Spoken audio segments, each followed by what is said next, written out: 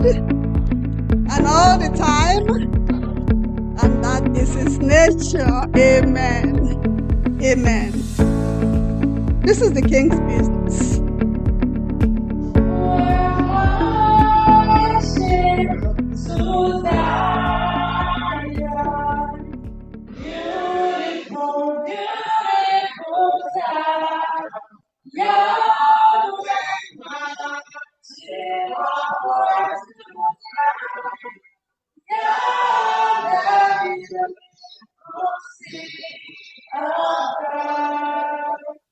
Thank you, Ada.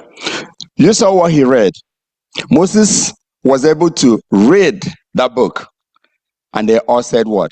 We agree, we will do. And remember, when you have an agreement, that agreement has to be confirmed because you all agreed that you do. For example, I remember when we do a contract in the union, after the contract is done and everybody agreed, but there is one thing that has to be done before that contract will take effect: ratification. You're gonna hear they're gonna say, "Oh, you be like, what is that? We all agreed that we were gonna have this contract." So what are we talking about? Ratification is very important. It's the confirmation that this contract we hold. So as this was agreed, after Moses read it, then when it comes to the blood, when the blood was sprinkled, that's a way of sealing that agreement. That's a way of making that agreement permanent. That's a way of making sure that everybody agreed on that agreement. Because when the blood is sprinkled, we all know when anything that has to do with blood is something different. I remember in those days, it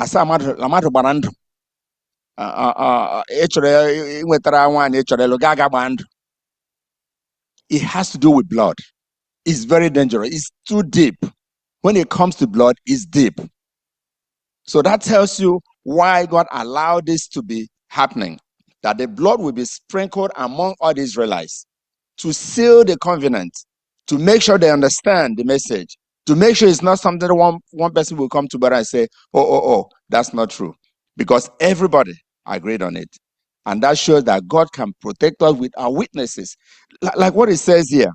It says here, when I read, I believe the third paragraph, it says, the ratification of the covenant as signer was to reinforce the special relationship that God wanted to have with his people. In the ceremony, the people twice shouted that they would obey God in everything that he required. Everything the Lord has said, we will do. They proclaimed, they meant it. Remember? They meant it when they were proclaiming it. But guess what? It says, 2, but they did not know their brokenness and fragility and lack of power. The blood of the covenant was sprinkled on the people, indicating that only by Christ's merits Israel able to follow God's instruction. So they couldn't have done anything on their own. They couldn't have accomplished this covenant on their own without God's help, without God's sprinkling of that blood, without God sealing it, without God making it possible for them, because it's not by their own strength. Just like all of us today, we cannot accomplish anything based on our own strength. We must ask the Lord to be on our side. Because if not, if we want to do it as if we know, we can't. We cannot do it. It's so important for every Christian that there's nothing that you can do on your own without the help of the Lord. There's nothing you can accomplish. No matter how simple the agreement or the covenant might be, it's not something you can do on your own. Even though the Israelites were saying, yes, we do. Most of them didn't even know their brokenness. They didn't know the weaknesses they had. This is why we have to humble ourselves. We have to show God our weaknesses. When we are weak, what does He do? He makes us strong. When we feel that we're not able to do something, the Lord will do what He will lift us up and help us do it. But when we show off that we're able to do it, then what happens? That's the beginning of our failure. So He's telling us today, as the Lord sealed this covenant with the Israelites, He's going to seal the covenant with us today in Jesus' name. Amen. But all we need to do is just to humble ourselves and show weakness and show lack of power, because he's the one that can provide that power for us. I don't know if anybody has any contribution before we move forward. I just wanted to say that, like you said, whenever blood is involved in anything, we should always remember that that blood came from a life. Just as we sing in the song, there is power in the blood. So once blood is involved, there is life in it. Somebody's life has been taken to provide that blood that's filled basin and shared into another place. So we will always know that and it points us to Christ who shed his blood. So let's always remember that it's deeper than just taking paper and pen and signing something here like this. Thank you, Ed. Any other person wants to contribute or add anything? Yeah. Then we'll move forward. Let me. You see, we talk of blood covenant. There are those people who enter one society or the other. They get into blood covenant. You see that those of them who go into it and then enter into blood covenant, if they try to move out from there, there's adverse effect. You see? So anything, as long as it is a blood covenant with God, every child of God should know that we need to be very careful. Otherwise, we will lose our soul. Yes, covenant and blood, they are very much related. Now, Monday, seeing God.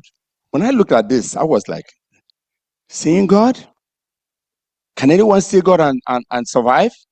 We know the scripture said that you cannot see God and make it. So I want to bring this up at the initial stage, because when we look at it, it says it's here, theophany. It means that it wasn't God in his glory. It wasn't in his present life physically. But they were, the manifestation of God's presence was there. It's just like when you encounter the Lord, you feel empowered. You feel that he's there with you. You feel that you are seeing him. They saw God in his form, not physically, because this is very important. Because the enemy might use this against us. They might say, oh, you guys said today in a lesson that, they saw God. Yes, they felt his manifestation. They show his form. They saw what was happening, and they felt that the presence of the Lord was there. Not that they saw him physically. We need to make that very clear. Now, as we go on here, let's read Exodus 24. Let's do, basically, we read some of it, 9 to 18 at this time. Also Aaron, Nadab, Abihu, and 70 of the elders of Israel. And they saw the God of Israel. And there was under his feet, as it were, a paved walk of sapphire stone. And it was like the very heavens in its clarity. But on the nobles of the children of Israel, he did not lay his hand. So they saw God, and they ate and drank. Then the Lord said to Moses, come up to me on the mountain and be there. And I will give you tablets of stone and the law of the commandments which I have written. Then you may teach them. Thank you. And we see here that seeing God, that God called upon these people. How many were there? 73. And they went, or the elders, and it was a pinnacle experience. Wouldn't you be grateful that you are among those that are called to come and see God, to come and feast with the Lord, to come and hang out with the Lord, to come and share his experience? It was an exciting thing for these people, and it was the highest point of achievement for Moses and these 73 leaders that went there. They felt God's presence, and they had that relationship with him. They were able to feast with him. They had a banquet, just like we go to a party, we sit down together, we share ideas, we laugh, we do everything. So they were really, really, really great in this case. And the Lord was with them. And here, it tells us, what happened here. But there's one thing I'm going to say in the end about all these things. After all these people, can you imagine you being part of this? People would think that you are up there. You probably are one of those righteous people.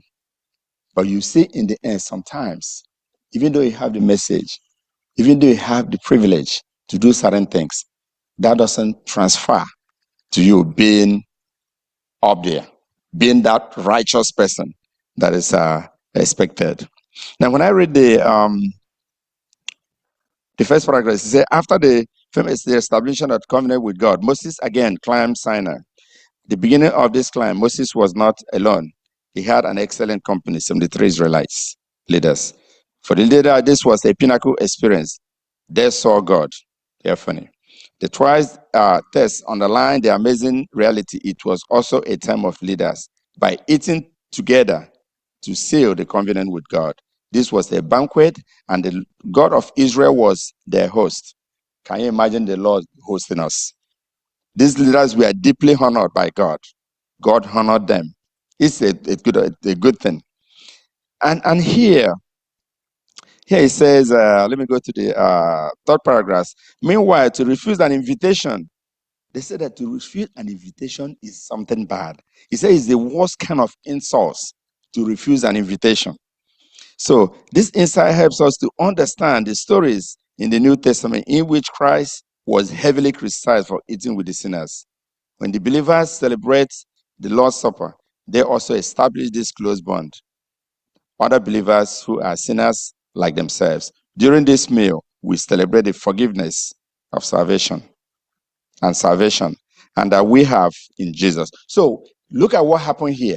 Forgiveness in place, salvation in place, everything was in place, fun in place, with the Lord hosting you. It was a good thing to have this. There was a lot of friendship, just like today. What does it tell us? When we eat together, when we tabernacle together, we should be caring for one another. If something happens to you, it also happened to me. It's not like something happened to one another, you just think it's not you. It's you. If you see the relationship that was established here, it was togetherness. God's hosting them, and he says that to refuse that invitation is an insult. But we not receive that invitation in Jesus' name. But one thing is here. Look at all these 73 elders. Can you tell me how many that made it to land of Canaan? What about Aaron? So in other words, only one person made it. The lesson tells us, the Bible tells us one person made it to land of Canaan among all these people. But whatever the case might be, what I'm trying to say is 73 in presence of the Lord, feasting with the Lord, chatting with the Lord, having fun with the Lord. So, in other words, they were more closer to the Lord than we are today, right? But can you imagine, despite all this relationship, despite all this closeness, they fell back into sin and they could not make it. It's a big lesson for all of us today. It's that touched my heart, that I'll be able to have that opportunity to be in God's presence, to worship him, to be with him and eat with him and do everything with him. But still, in the end, I will still be lacking behind. Yeah, I think this is a very big lesson for all of us. That we show up, we answer the invitation to come to church every day, every Sabbath, has nothing to do with transformation. We have to be connected to the God of heaven. We are doing business as usual. I have no doubt that Caleb and Joshua were among the elders then. Because if they were not among the elders, there was no way Moses could have picked them up immediately to have them lead out. So once you start with God, it is best for you to continue. It's a shame that 70 elders, including Aaron, Nadab, and Abihu, were invited to a banquet with the Lord. Everybody was like, those who were not invited, I don't know how their mindset was at that particular time. And they went there and came back empty. The people who had been expected, that's why Ellen White said there will be so much surprises in heaven. Because those we expected to be there won't be there. And those we didn't think, it's like, huh? He made it. Let's be careful. Let's be careful. It's a big warning to us. It's a big one indeed, Emma. It's a big one. So how sure are we now that we are going to meet? Because if these people who have seen God face to face did not meet, the disciples who were with him also, you see their story. Adam and Eve that communicated to God face to face in heaven, it was difficult for them. What is our own hope that we are going to? Exactly. Grace. But we still have hope. You know why? Don't we have an advantage better than those people? Now, you just gave that history of all these people. Remember, but remember at the time, they didn't have any history that we can really relate to. We have a good history we can relate to. If they got to that point, now we see they couldn't make it. It's now for us to work very hard. What it means is that road is not easy. So we have to prepare ourselves with God's grace that we make it. That you said today, how do we see God today? As we study the scripture, we are seeing God. As we pray, we're seeing God. As we witness, we're seeing God. But we need to do much better than they did. It's just that you had an exam previously, you had a lower score. You work harder to make it. But it's not going to be an easy road. Yeah, Dihim. My question is, someone, the Bible said they stay like 40 years because of their faith. Is because of their death, because of their sins, or they died of old?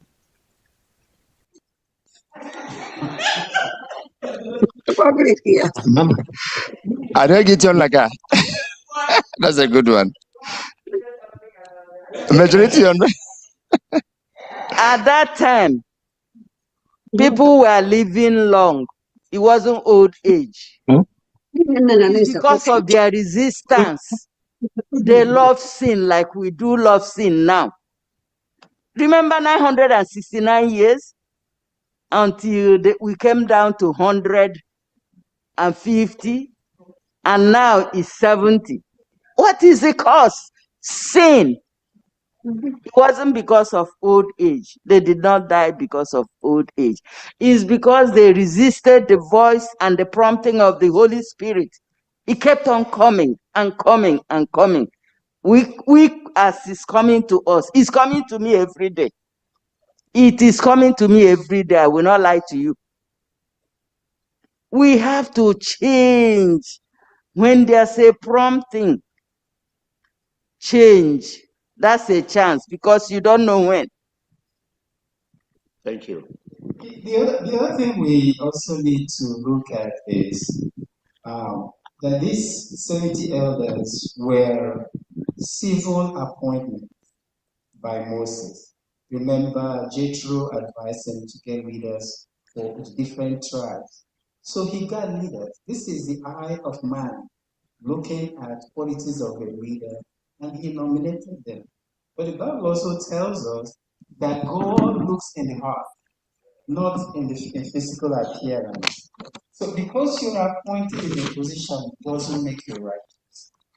It's just a civil appointment. And for us, we're in a hurry to accept a position without preparing ourselves, without really having, especially when it comes to religious positions, without really having a relationship with God Himself.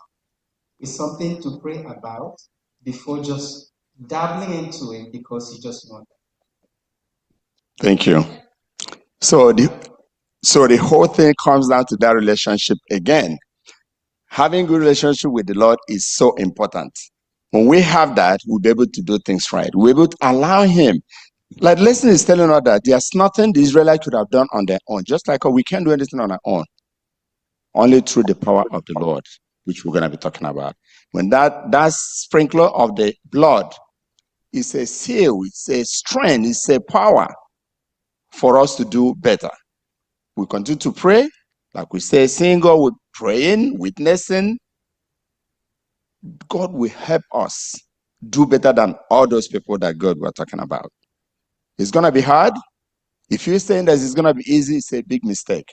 It will be hard. And if Lord is not with us, nobody would ever get there. But with Him, everything is what? Possible. And we can do everything through God who does what? Who strengthens us.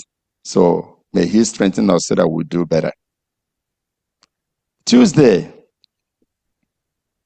power to obey. Then we touched that already a little bit. The Lord gives us the power to do what? To obey. We don't have the strength to obey anything, to do anything on our own, except through the Lord. And remember, obedience is very important in the life of every Christian. If you don't obey, how are you going to do anything? First of all, you have to. Where's that hymn? Trust and obey.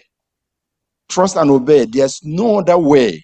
There's no other way of being happy in Jesus than to trust and obey. So obedience is very, very important in the life of every Christian. And the Lord gives us the power to obey because the human beings are very unstable. Human beings are very weak. Human beings are very fragile. Human beings don't have the strength. Where do we get that strength? It's from Him. Through Him. That's how we're able to do certain things. And we have to be able to surrender ourselves. We have to be able to humble ourselves if we want to get that strength and that power from Him.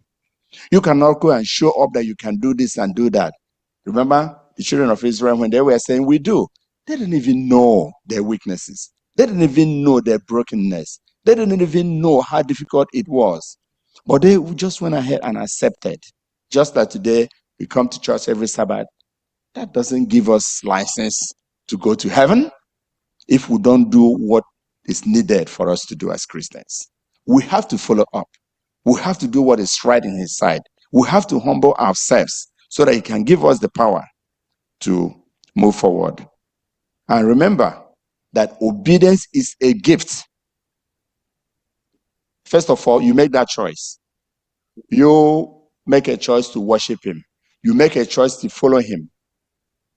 When you make that choice, then He is our God. He is our maker. He is our protector. He is the beginner and finisher of our faith. He is the one that will empower you, that will strengthen you, that will give you that gift that comes from Him for you to be able to survive all these things. We cannot do it on our own. We cannot survive on our own. He is the one that lifts us up so that we can do what is right. Whatever that is needed to get the job done, He is the one that do it for us. But we have to surrender for Him. Let's read the 2 Corinthians 12:10. Let's just say it says, I am weak, then I am strong, right? When we are weak, we have to accept that fact that we are weak. And what happens in return? The Lord will make us strong. Let us feel that way. If we feel that you are strong, then He will say, okay, go ahead. Let's see how it's going to happen. And it's going to be a pure failure. So may we show our weaknesses, may we show our humility, so that the Lord will help us, so that the Lord will strengthen us, so that the Lord will put that spirit within us. Because in Ezekiel 36:26, in a nutshell, He said that He will put His spirit within us. And that spirit will make us walk in His statutes. If that spirit is not in us, we find it extremely difficult to do what is right in his sight. Extremely difficult to keep on to that confidence that we say we do. It's not just a matter of saying we do. When you talk the talk, are you able to walk the walk? We talk the talk and by acceptance, but the Lord will walk the walk with us so that we get it accomplished. This is why he has a plan for us so that we can get it also accomplished. Yes, Ada. I would like to add one thing about receiving the power to obey. It is dependent on our willingness. If we're willing and realize we cannot really obey, we don't have the power to obey, we request from God, and it's a good thing in the sight of God, he will answer, he will grant it. So the power to obey God is not automatic. After all, it was not all the Israelites that came out of Egypt that were willing to obey. Some really rebelled. And so they got the consequence of what they chose to do. So the power to obey is what we get through request from God. Give me this, I need this. Because I'm obedient, compliant, I will be welcome into heaven at last. Thank you. We need that. Thank you, Ada. That's correct. That's Thank the you. choice that we make. In addition to the scripture we read said that he will give us his spirit. The Holy Spirit plays an important role in our lives. It's the Holy Spirit that really empowers us and helps us to obey. So we need the Holy Spirit at all times to help us to obey. Thank you, Ada. Yeah, I have something to say. See, this is where the whole thing lies for one to succeed as a Christian to make heaven at the end. You see that some people are born into the church and they grow in the church. So as they go to church and attend all the activities, it's like they're in the church, they're in the way of the Lord, but they have not had encounter with God yet.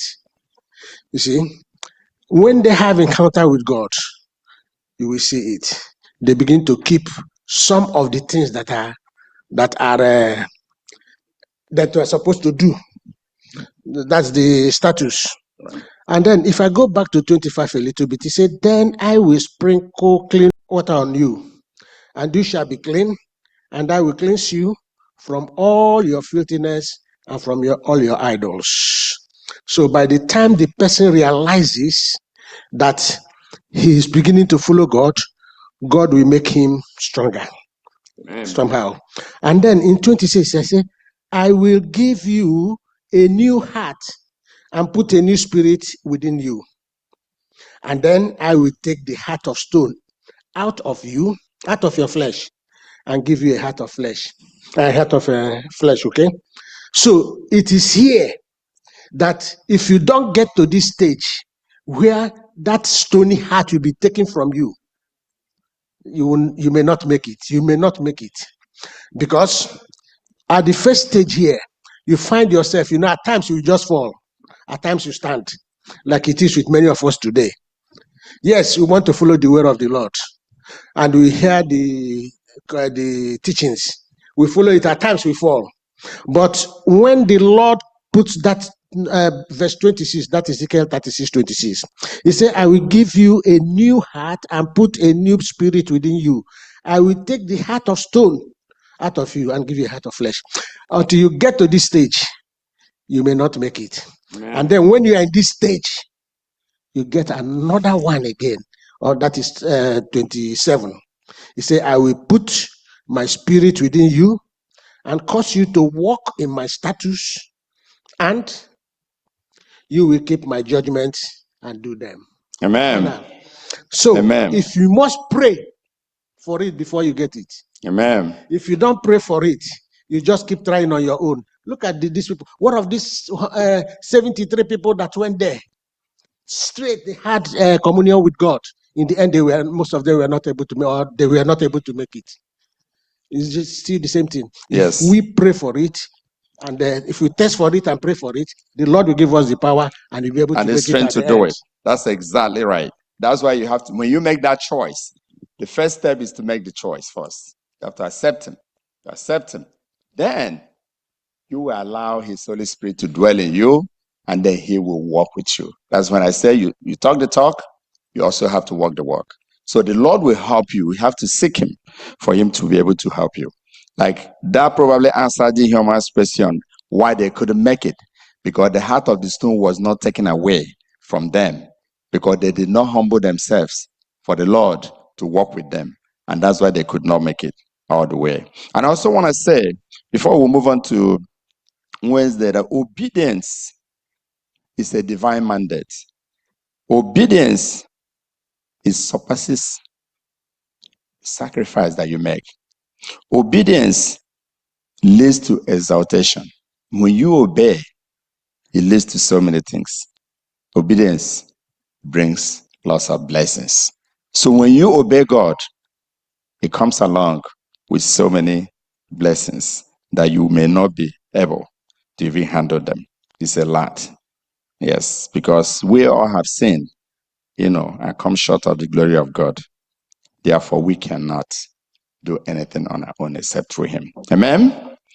Now we'll move on to very quickly to Wednesday. When I'm good is looking at me, I need to speed it up. Then Wednesday is in the midst of his people. Like we've been studying this, God tries to teach us in so many ways. God is teaching us in so many ways in our lives. God is teaching us how to do things, how to walk with him, how to follow him. Like he was telling Moses to tell the children of Israel, when you accept him, you have to accept following him. You have to obey him. Now here, he was using the sanctuary to also do what? To teach us about what is coming. And when we read, let's read Exodus 25. Let's do 1 to 9. Then the Lord spake to Moses, saying, Speak to the children of Israel that they bring me an offering from everyone who gives it willingly with his heart. You shall take my offering. And this is the offering which you shall take from them: gold, silver, and bronze, blue, purple, and scarlet thread, fine linen, and goat's hair, ram skins dyed red, badger skins, and acacia wood, oil for the lamp, and spices for the anointing oil and for the sweet incense, iron stones, and stones to be set in the ephod and in the breastplate. And let them make me a sanctuary, that I may dwell among them. 9. According to all that I show you, that is the pattern of the tabernacle, and the pattern of all its furnishing. Just so you shall make it. Can you imagine our Lord is very particular? Our Lord is an organized God.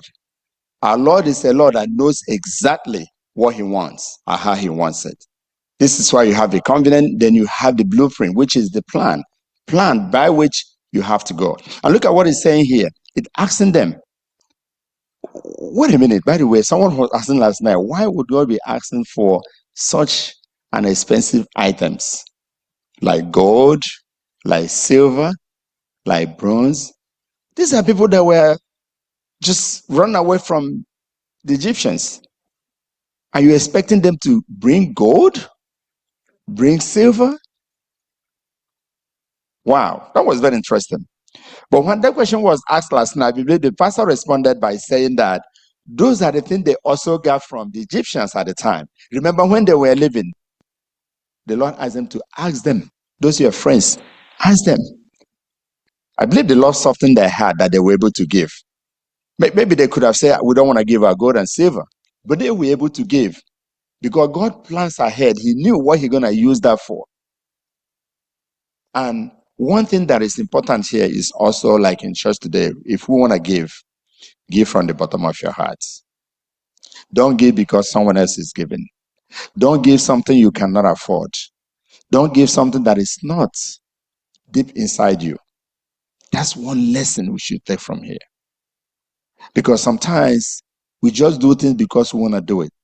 Maybe you're not able to afford that. And maybe somebody else is giving 1,000, you want to go give that. Swallow that pride. Don't worry about it. Do that which you can do, because the Lord will bless you, because he looks into your hearts. He doesn't know what other people are doing, but for you, he knows what you're able to afford. So it's very important for us today to know that. And here, you saw, because that the Lord wanted to dwell with his people. He wanted to be with his people. He wanted to make it very clear of what is expected of them. You remember when the children of Israel were departing Egypt, he was leading them with what? The pillar of cloud during the day, pillar of fire at night. That shows his presence. That shows he was with them. That shows he wants to dwell with them. And in this case, he keep on telling Moses, this is what I want you to do, so that I will be with you, so that I will be with my people, so that I will do what is expected of him to do. And he tells us also in the book of Isaiah 55 verse 9, what does it say? It says that the heavens are higher than the earth, so are my thoughts, so are my ways higher than your ways. That means God's way is so much higher that we can't imagine it. We can't even think about it the way he thinks. At the time he was asking them to ask the children of the Egyptians to ask them for something, maybe they didn't know what it was about. But look at it later, what happens. So the Lord want to be with the children of Israel today. The Lord want to be with us. The Lord want to walk with us. The Lord is assuring us that he wants to live in our midst.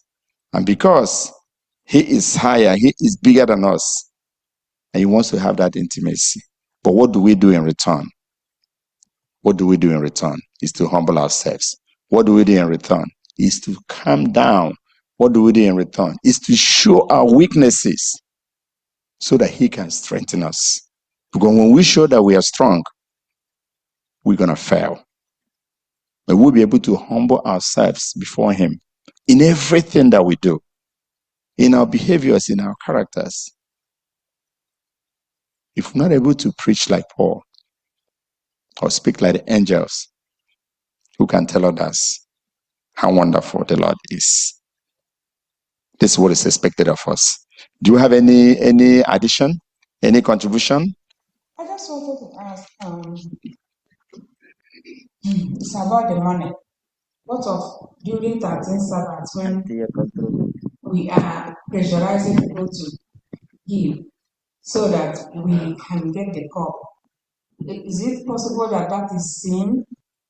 Or should we just let people give whatever they want and don't get the cup, or don't keep running around trying to, just want you to say something like that. Yes, that's a good point. The reason why we study the lessons, why we come to church, is to share ideas.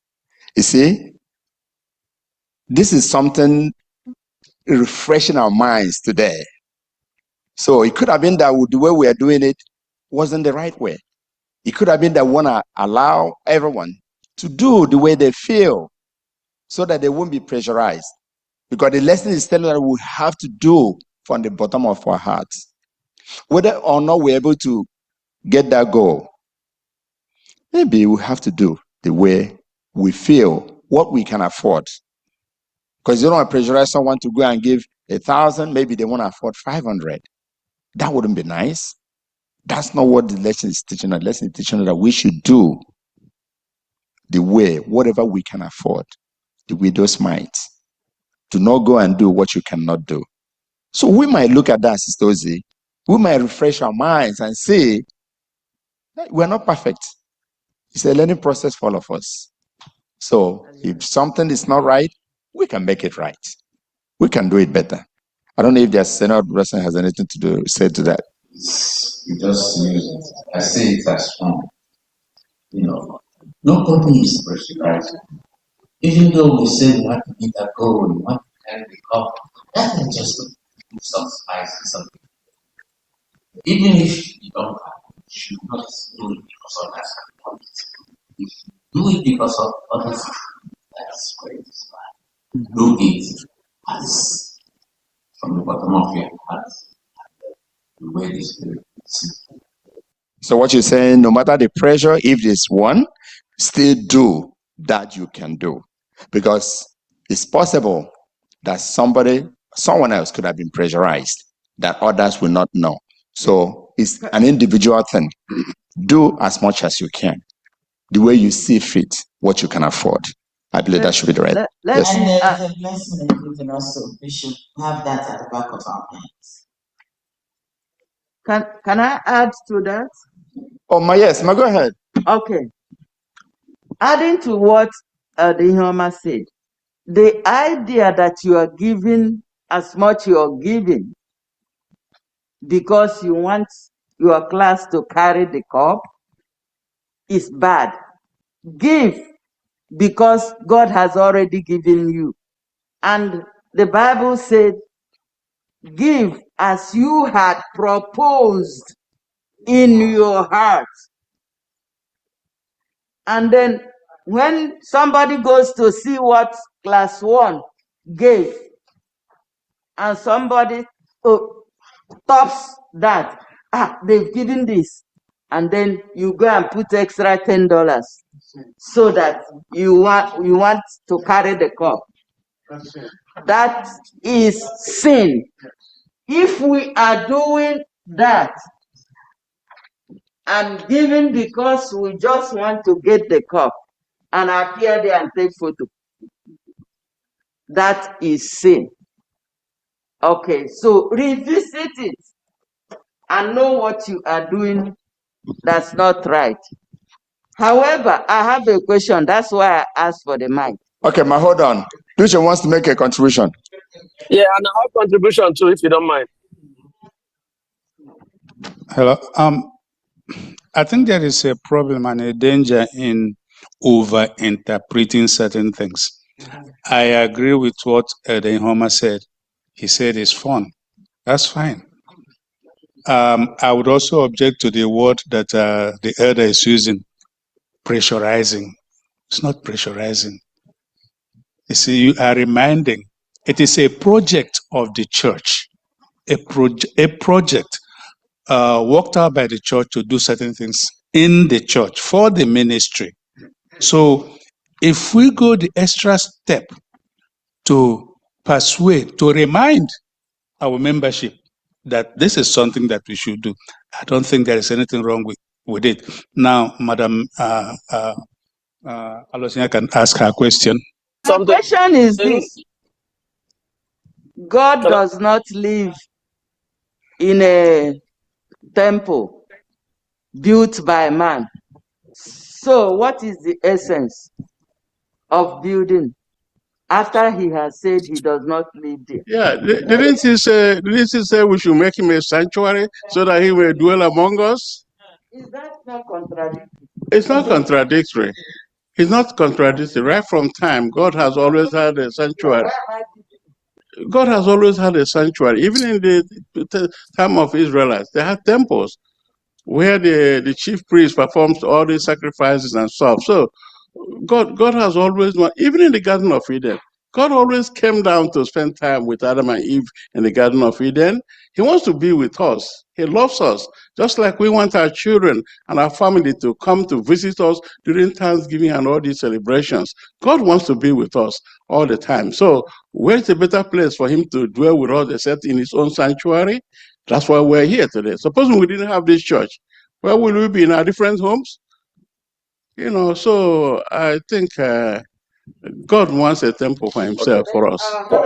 The temple. Then when God said they should make a temple for him, his presence, of course, even as we are here, his presence is here. Where the ark was to be kept, because that ark represents his presence quite all right. Yes. So we must make a place where we will gather. We won't stay under rain to worship God. So there's nothing wrong with making a temple like this where we gather for his for worship. Yes. I don't think the earth and the heaven is not enough to contain God. Yes, he created us and also created the plan of salvation in us. The sanctuary is just a model, and God actually wanted that for educational purposes and to connect with his people, because each of those item in there. They are object lessons themselves. So we are to learn in there his pattern and his plan. And then there you also see how God also wants to save us.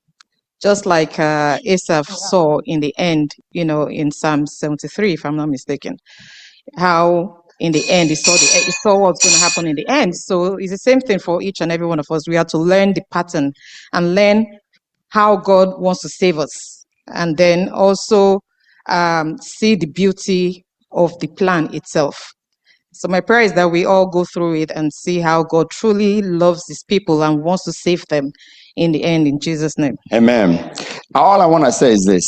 Remember, when the 73 elders went up there, did they see God physically? No. Even though it says see God, they didn't see God physically. It was in his form. It was his manifestation that they saw, that they felt the presence of the Lord. No one can see God. None of us can see him, but he is here with us. The scripture says, where two or more people are gathered, that the Lord is what? He's there. He is here with us. He is worshiping with us. He is in our hearts. He is working with us. So the Lord is with us. And that was a replica of what happens in heaven. That sanctuary also in heaven. And the Lord will continue to be with us, continue to walk with us. That's why he asked that they make that sanctuary where we, his creation, we worship him. And he's always there in spirit with us. He knows everything that is going on. So the Lord is always with us in Jesus' name. Amen. Now let's go to the last word before God throw me out of here. Thursday, filled with the Spirit of God. Now, all I want to say here, that in the life of, in the entire aspect of creation and everything, there is presence of God. If you remember, Genesis 1:2 tells us that Spirit of God was hovering over the earth, right? When there was nothing, when it was without form or void, right? And it also tells us in book of 2 Timothy 3 verse 16 that those that wrote the scripture were inspired by the mind of God, meaning that they were led by the Holy Spirit. If not, they couldn't have been able to do that. So God-filled spirit of God is so important. Holy Spirit is involved in sanctification. He mentioned Sabbath very clearly in Genesis 2:2. The anointing is from the Holy Spirit. And the Holy Spirit definitely involves. Remember, Bezalel, I don't know if I'm saying this right. Bezalel is one of those that had the skill to build a sanctuary. The Lord says that he did not even have any much knowledge, but the Lord empowered him. Lord empowered him with understanding, with knowledge, equipment with serious craftsmanship, that they were able to build a sanctuary. So the Holy Spirit is always working in us. The Holy Spirit is leading us. He's guiding us. The functions of the Holy Spirit is part of protecting us and guiding us. Remember when Christ ascended to heaven, what happened? He said he will send the Holy Spirit to do what? To guide his followers. So it's always in our lives. It's always present in everything that we do. And in that sanctuary, because they didn't have the skill to do what was needed to be done, Lord was able to bless Bezalel and many others, that they were able to have the acquisition needed to do the work in the sanctuary. Today, the Lord can also do the same thing to all of us. Who are we to do certain things, if not through God's power, through his Holy Spirit, which he has given to us, which he used to guide us to do what is right? So the Holy Spirit is always there, and it's important for us to understand that the Holy Spirit works with us, and we have to allow that Holy Spirit to be in us. This is why when the children of Israel accepted they're going to do, they said yes, then the Lord empowered them to do what is right. But look at it. Not all of them were converted. That's why only few made it to land of Canaan, where there were 73 elders that were called up there, that tabernacle with the Lord, that feasted with the Lord, that had fun with the Lord. Still, they couldn't make it. It's a tough one for us. May the Lord continue to bless us so that we'll be able to make it. It's a tough road for all of us. There's no one here that will say they got it right. We are all in the process of doing what is right, the process of sanctification, and praying that the Lord will do that which is right in his sight. Amen? Thank you so much, Dihan. Lesson today was very interesting and it was handled so perfectly. And I pray the good Lord will continue to bless you and bless your ministry in Jesus' name. Amen. I gathered from the lesson that we should ask God to remove a heart of stone from us and give us a heart of flesh.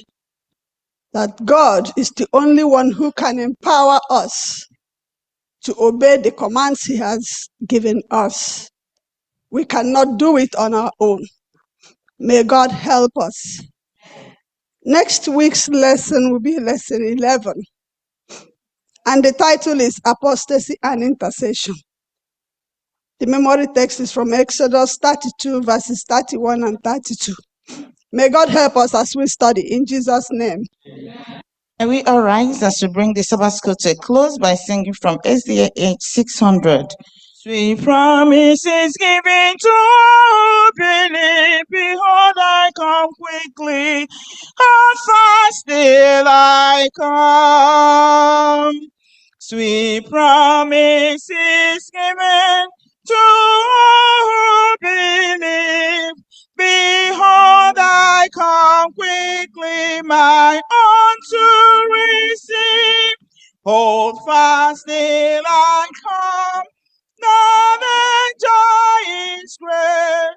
Sleep not as do others.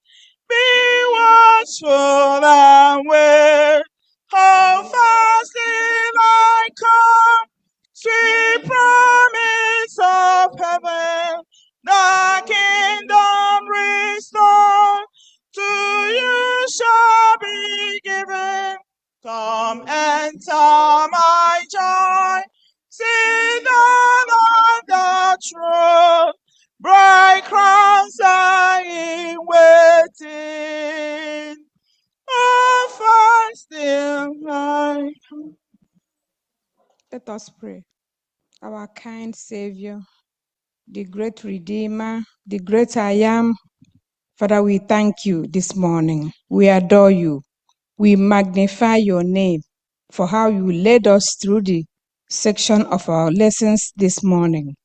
Father, Lord, as we go into the next phase of our worship, we pray that you tarry with us. We pray that you abide with us so that today will be a blessed day. Thank you for answered prayer, for we have asked in the mighty and matchless name of our Lord Jesus Christ and Savior. Amen.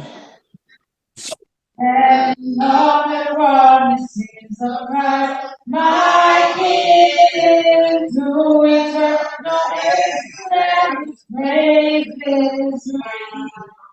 Glory in the highest, I will shout and sing. Standing on the promises of God, I stand,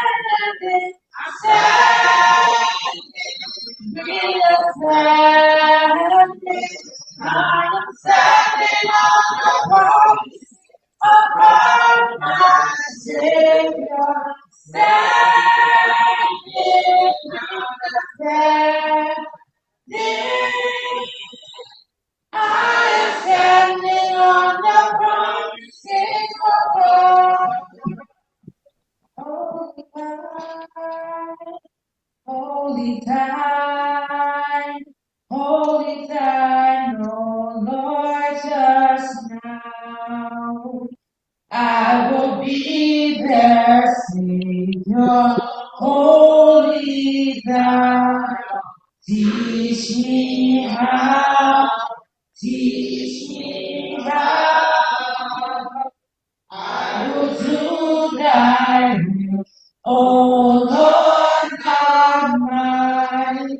Help me,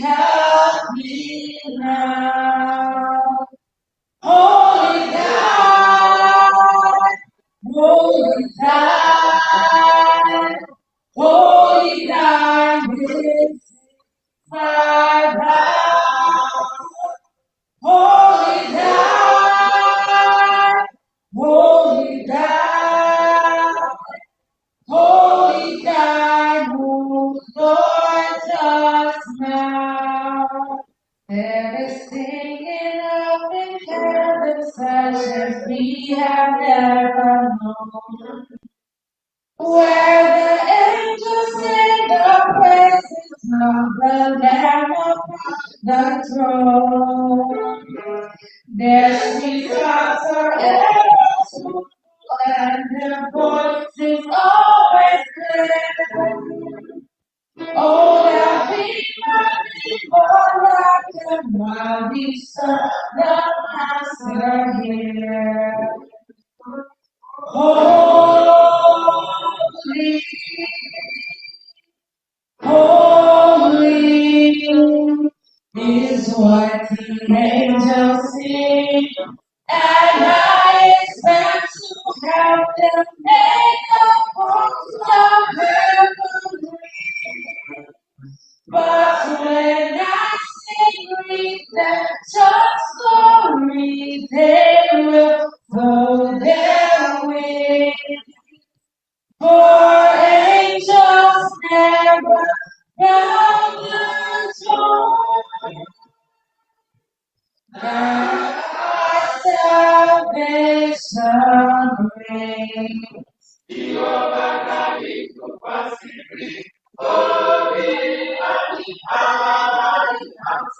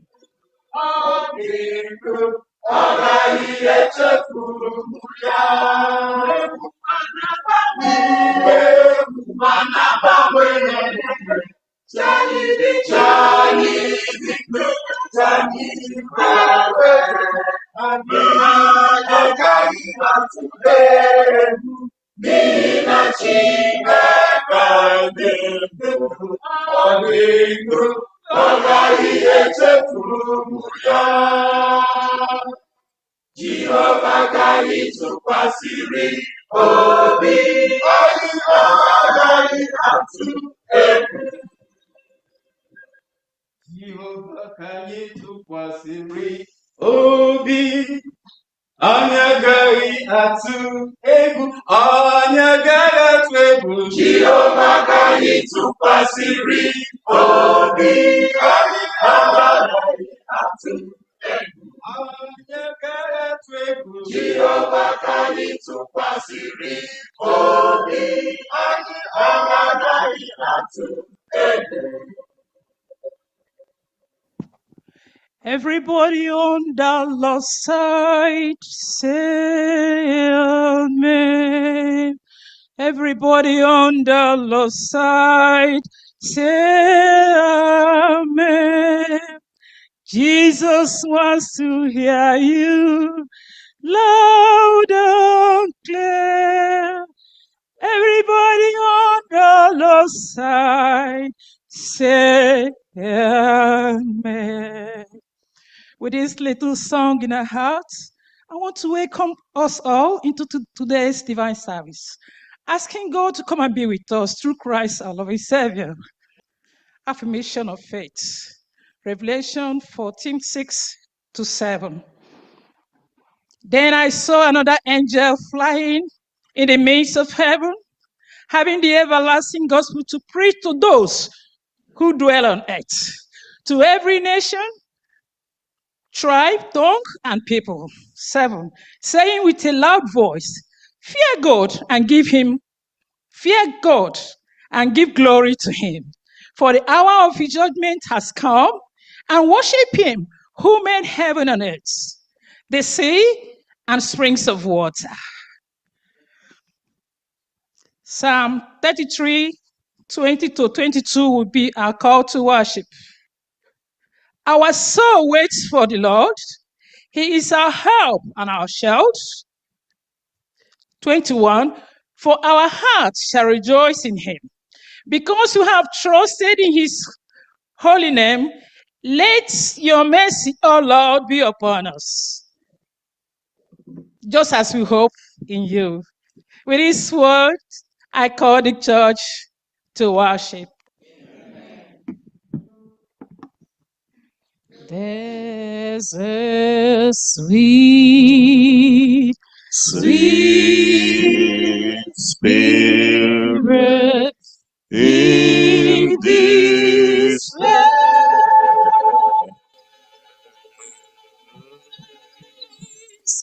and I know that is the Spirit of the Lord.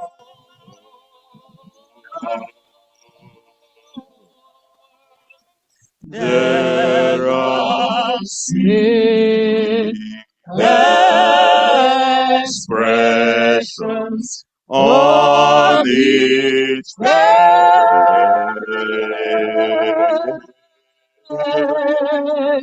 and I know they feel the presence of the Lord.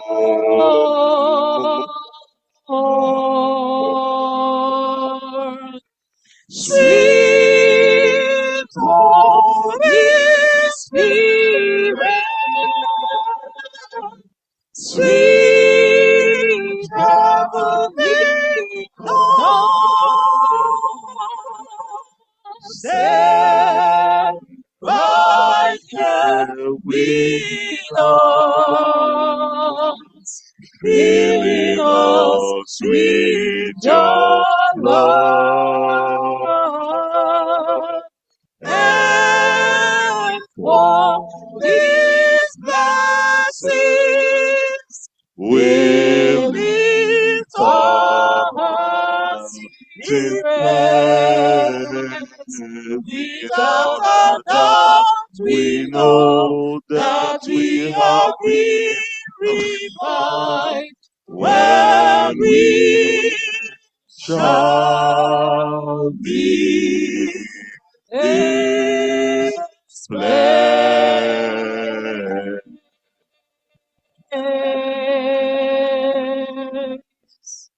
Indeed, Heavenly Father, we can feel the impact of your Holy Spirit right here in our midst today. And we ask, Lord, that the blessings, the threefold blessings that you created, that you pronounced on this day, will descend on each and every one, both in place and online, and everywhere we have people, that your grace will abound and abide. We thank you, Father, because you're going to feed us today, and we're going to be nourished unto life eternal in abundance. In Jesus' name, amen. Let us remain standing as we open the divine worship with the use of our hymns, SDH 371.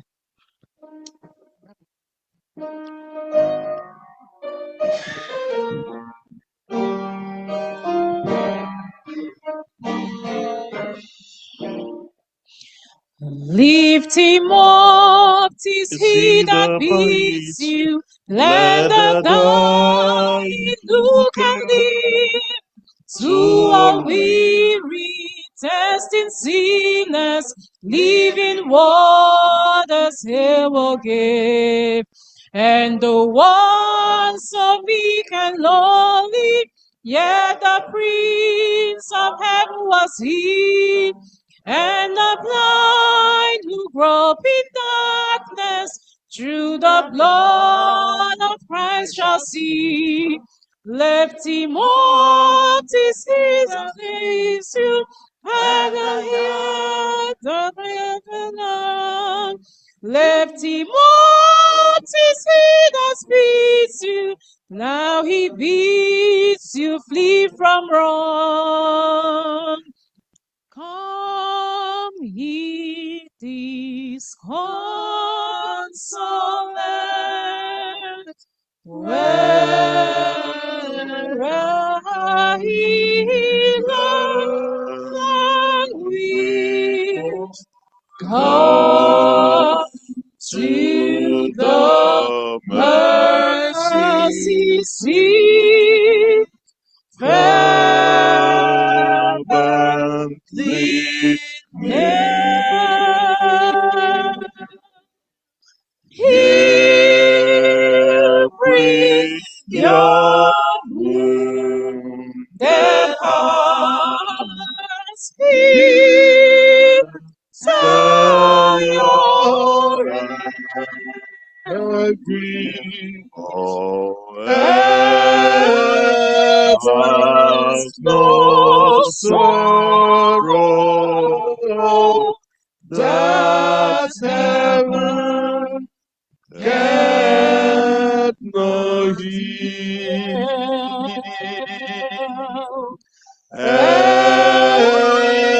has no sorrow that heaven cannot heal.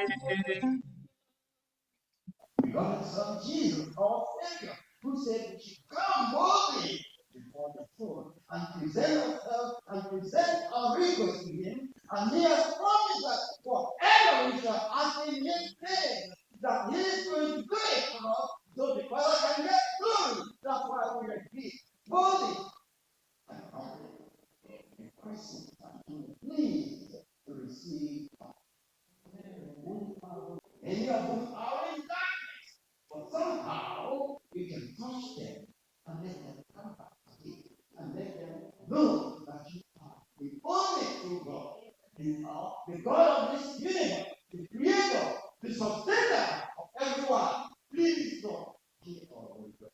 And we shall depart from this house of God. Let us feel assured of your blessings. We pray in Jesus' name. Amen.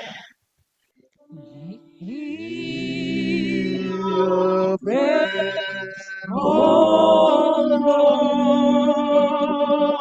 Lord, hear our prayer, oh Lord.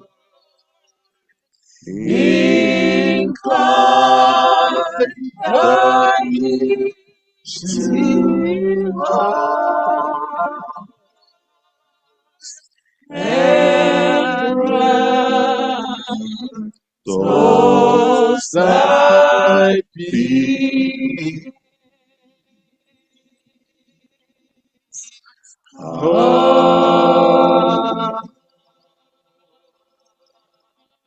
Amen.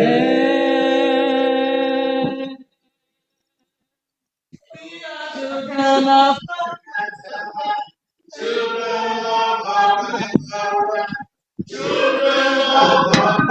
Thank you, baby.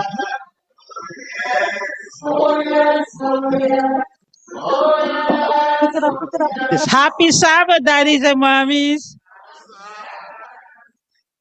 Happy Sabbath, children. All right. So we got a study today. I'm going to highlight the issues that I've been noticing after the story. There was a man, very rich man. His name is Sam. Even though he's rich, he's greedy and he's very dishonest. What does it mean to be dishonest? Do you know what it means to be dishonest? It's to be mean. Okay. What does it mean to be dishonest? I'm choosing the little ones. It's to be like rude and mad. Okay. What does it mean to be dishonest? You know? Very good. Yeah, we need more money. Thank you, Auntie. What does it mean to be dishonest? To lie. When someone like asks you be honest, you fake it and say good when you don't mean it. Like to be dishonest is like to like lie to other people or to be mean. Smart. Oh, I want to be like you guys when I grow up. So this man is greedy and dishonest, and he even had people working for him. He pays them less than the minimum wage, all because he loves money so much. So one day he lost his bag, and this bag has 50 coins in it. And he sent all his employees to look for the bag. They all look day and night. They could not find it. He was furious. He was angry. One day, one of the poor farmer's daughter was playing in the field, and she found the bag with the 50 coins. He ran to it. Daddy, Daddy, guess what I found? Look, we are rich. I found a bag and it has coins in it. The father looked at it. Oh no, honey, we're not rich. This is for my boss. This man counted it and it was 50 coins. He went to the master. My lord, look, my daughter found the bag that you are looking for. Can you please count it and make sure that everything is there? He counted it and it was 50 coins. Instead of being truthful, he said, you know what? You stole my money. I had 75 coins in there and you took 25 of them. I'm going to the mayor and we're going to resolve this. They went to the mayor, the king of the town. He said, my lord, this farmer stole 25 of my coins. I have 75 coins in there. Can you judge this matter? The mayor looked at it. At this time, everybody knows that man is greedy and dishonest. They know his behaviors. The mayor said, you know what? I'm going to give someone, anybody, the ending of the day. If nobody claims this bag of coins, I'm going to make my decision. They came back, ending of the day, and he said, rich man, since you're claiming that you have 75 coins in this bag, I guess this bag doesn't belong to you. I have given everybody to the ending of the day to claim the bag. Now, since nobody claimed it, the bag now belongs to the poor farmer. So I guess we keep looking for your bag of 75 coins. Guess who got rich overnight? The poor farmer. And guess who lost? Who lost? All hands should be up. Listen, come on. Are you guys not? Are you sleeping? All hands should be up. Who lost? The rich man. The rich man. The rich man, Sam, lost. Guess who gained? Who gained all the money? The farmer. Yes, the poor farmer. Do you see what greediness and dishonest does? Now, he doesn't have his money because he's trying to gain and he lost in the end. I'm going to tell you what I noticed, and this applies to all of you. You see, being dishonest, lying, And daddies and mommies can vouch for me. I'm noticing with the little kids and the big kids, it doesn't matter. The first thing that always comes out of your mouth most of the time is lie. I have noticed that. If I come here and say, who dropped water on the floor? I don't know. It wasn't me. Right, daddies and mommies? That's the first thing that comes out of your mouth. But guess what? You get more in trouble when you lie than when you tell the truth. I need you guys to think about this. Even when it's a group of you in there and someone comes and asks the question, you need to think first. I know it's easy to say, it wasn't me. I don't know. Guess what? Your parents always know. They know. Even in your house. If there's one of you, I don't know why you'll be lying. It's only you. If there's two of you, trust me, your parents knows. They just want you to be honest. Now, if there's three of you, you might think that the decision is going to be harder for your parents. No, they know. They just want you to be honest. Dishonesty never leads you to a good place. Just tell the truth.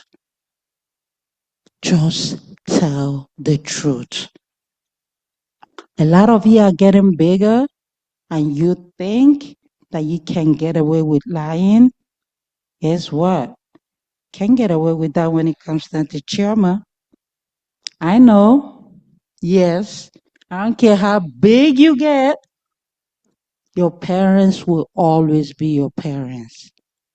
They know more than you think they do. Okay? All right? Anybody else want to tell me the moral of the story? What they learned from the story? Well, you already answered. That lying takes you to another place. There you go. Who else? Lying will be bad in the end. Exactly. Okay, let's do one more. If you do bad things and if you do bad things to God, and if you make people mad or God mad, you'll always go to hell. I think we're done. I don't think we need to do any more preaching today. We should just say amen and close the church. Amen. Amen. All right, I need two prayers, a boy and a girl. Don't fight over it. Just step out, a boy and a girl. Dear Heavenly Father, thank you for this wonderful day you've given to us. Please, dear Father, help that we won't be dishonest and be truthful. In Jesus' name, amen. Amen. In Jesus' name. Amen. For thank you for this day. Help us, you guys, that people won't be mean and be dishonest. That you never be dishonest. Thank you that you have to do not have to do the stuff that you have to and not lie. Thank you that you have to be not disobedient and then don't have to be anything. You don't have to be mean in Jesus' name. Amen. We will never be bad, and we will always be good. We will never make you mad, God. Thank you for giving us life, and thank you for giving us love. Thank you for giving us parents too. Amen. Amen. All right, go back to your seat, boys and girls. Happy Sabbath, everyone. This is the time to collect our tithes and offering. Will the deacons please come forward?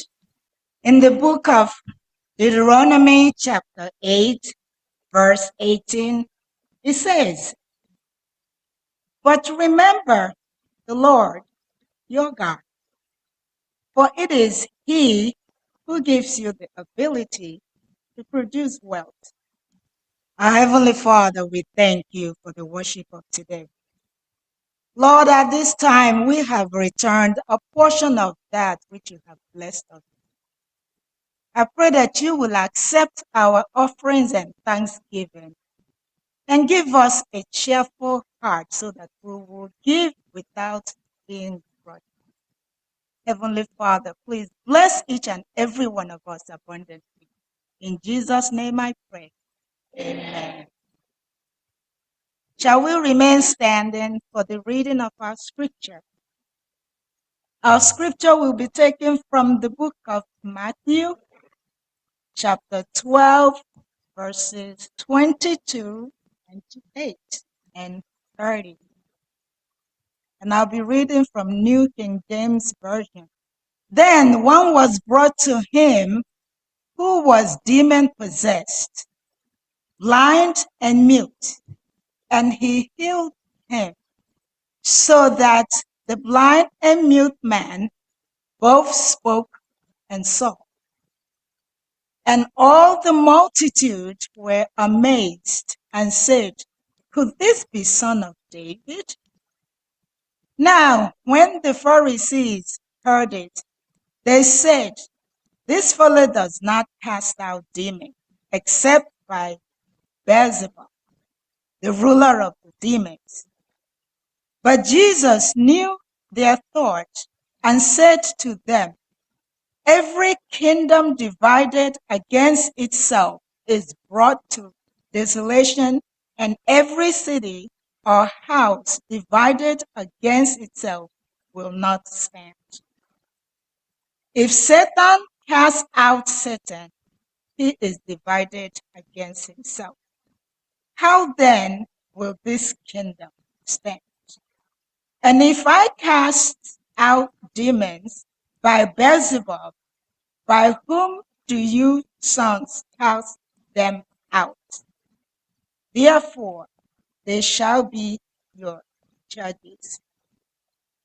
But if I cast out demons by the Spirit of God, surely the kingdom of God has come upon you. Verse 30. He who is not with me is against me, and he who's not got he who does not gather with me scatters abroad the portable scene. May the Lord bless the reading and understanding of his word. Amen. Januyama, Januyama, Januyama. Tonu Jehovah, Tonu Jehovah, Tonu Jehovah,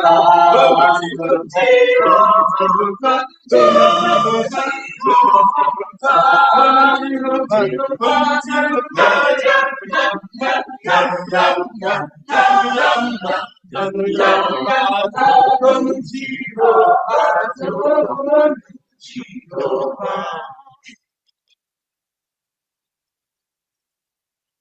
Tonu Jehovah, Tonu Jehovah, Januyama, Januyama, Januyama. Tonu Jehovah, Tonu, Tonu Jehovah, Tonu Jehovah, Tonu Jehovah, Tonu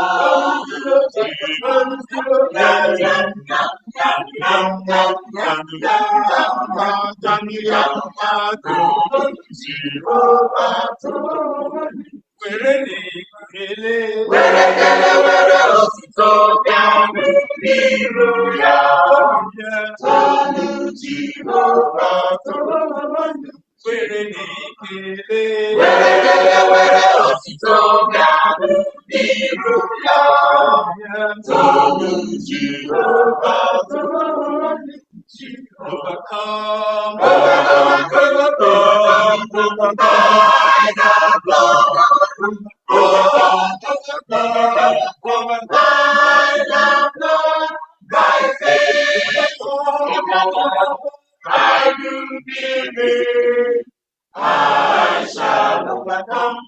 I am Lord. I will put on my golden crown, a crown of glory and victory. I shall overcome by the blood. Go to an enemy.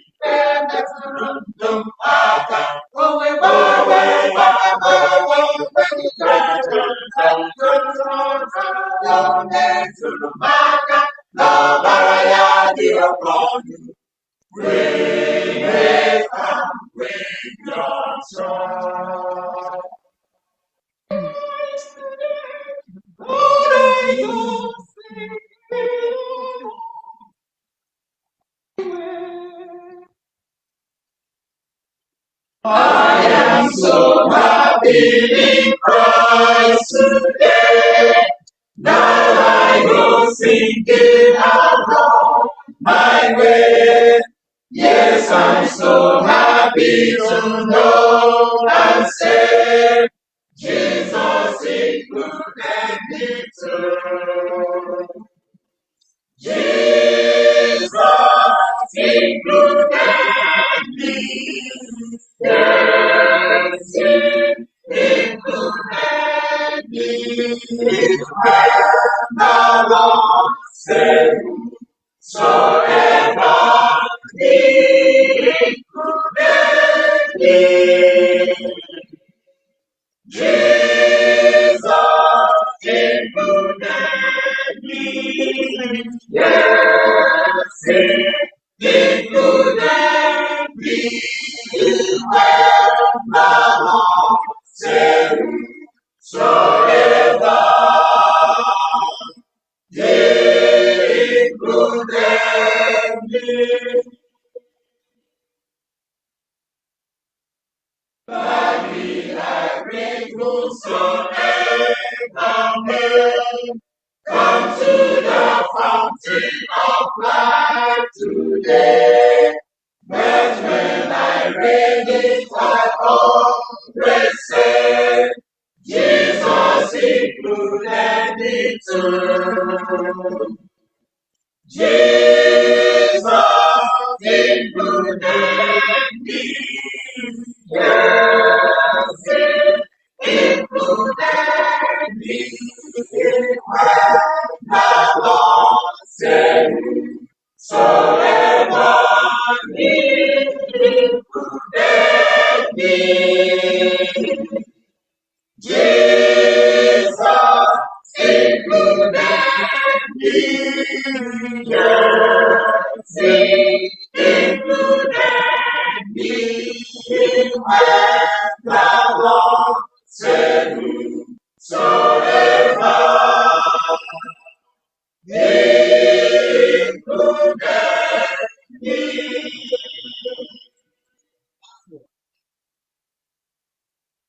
Really come bring us the soul to drink. Oh, we won't join them and heart to feel. For when He said, whosoever will, Jesus included me too. Jesus included me. Yes, He included me. When the Lord said, whosoever He included me.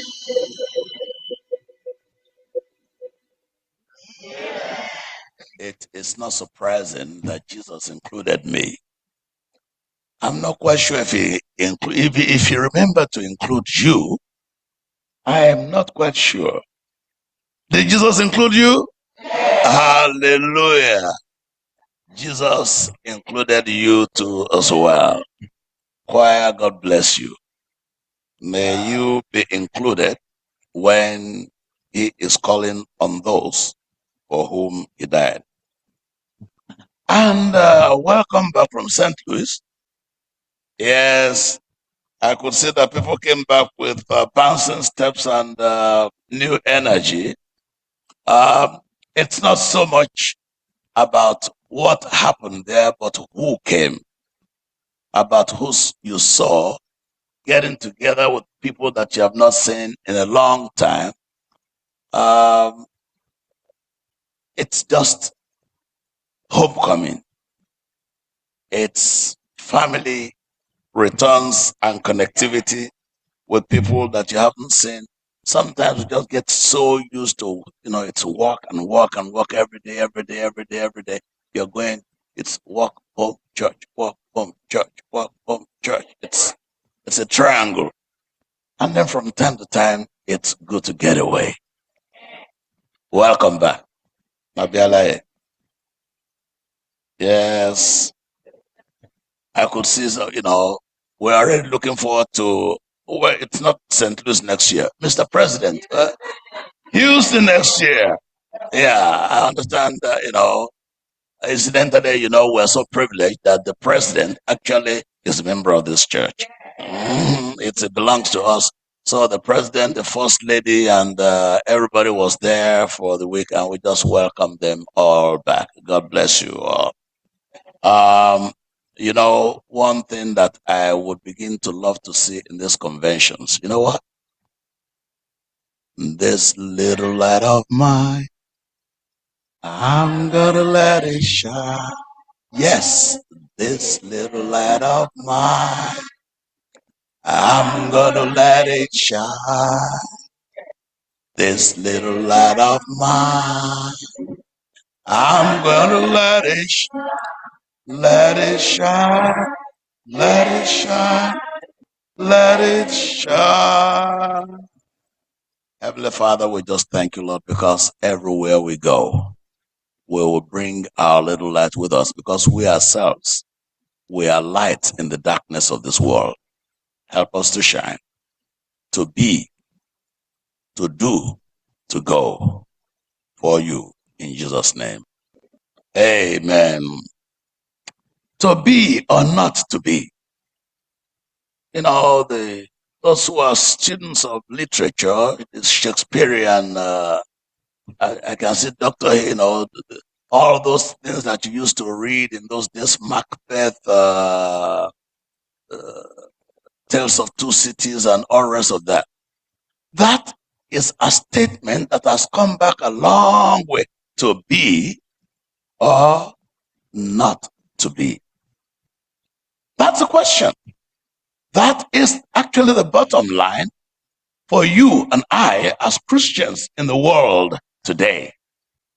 Our slogan, our current slogan in the Seventh-day Adventist Church is, I will go. I will go. And I've fallen in love with that slogan so much because it's all about personal commitment. I,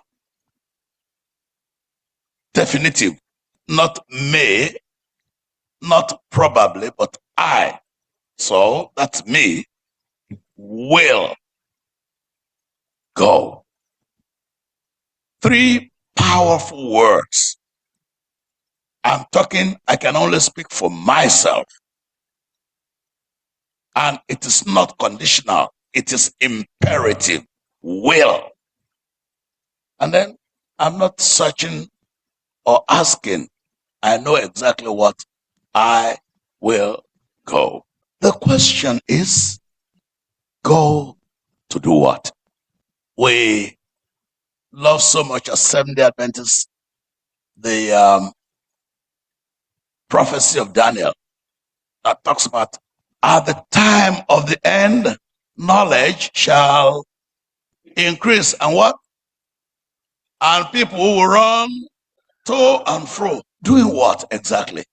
We know right now, even as we are here in this sanctuary, in this holy place, there are people that are with us right in here, but who are not in here.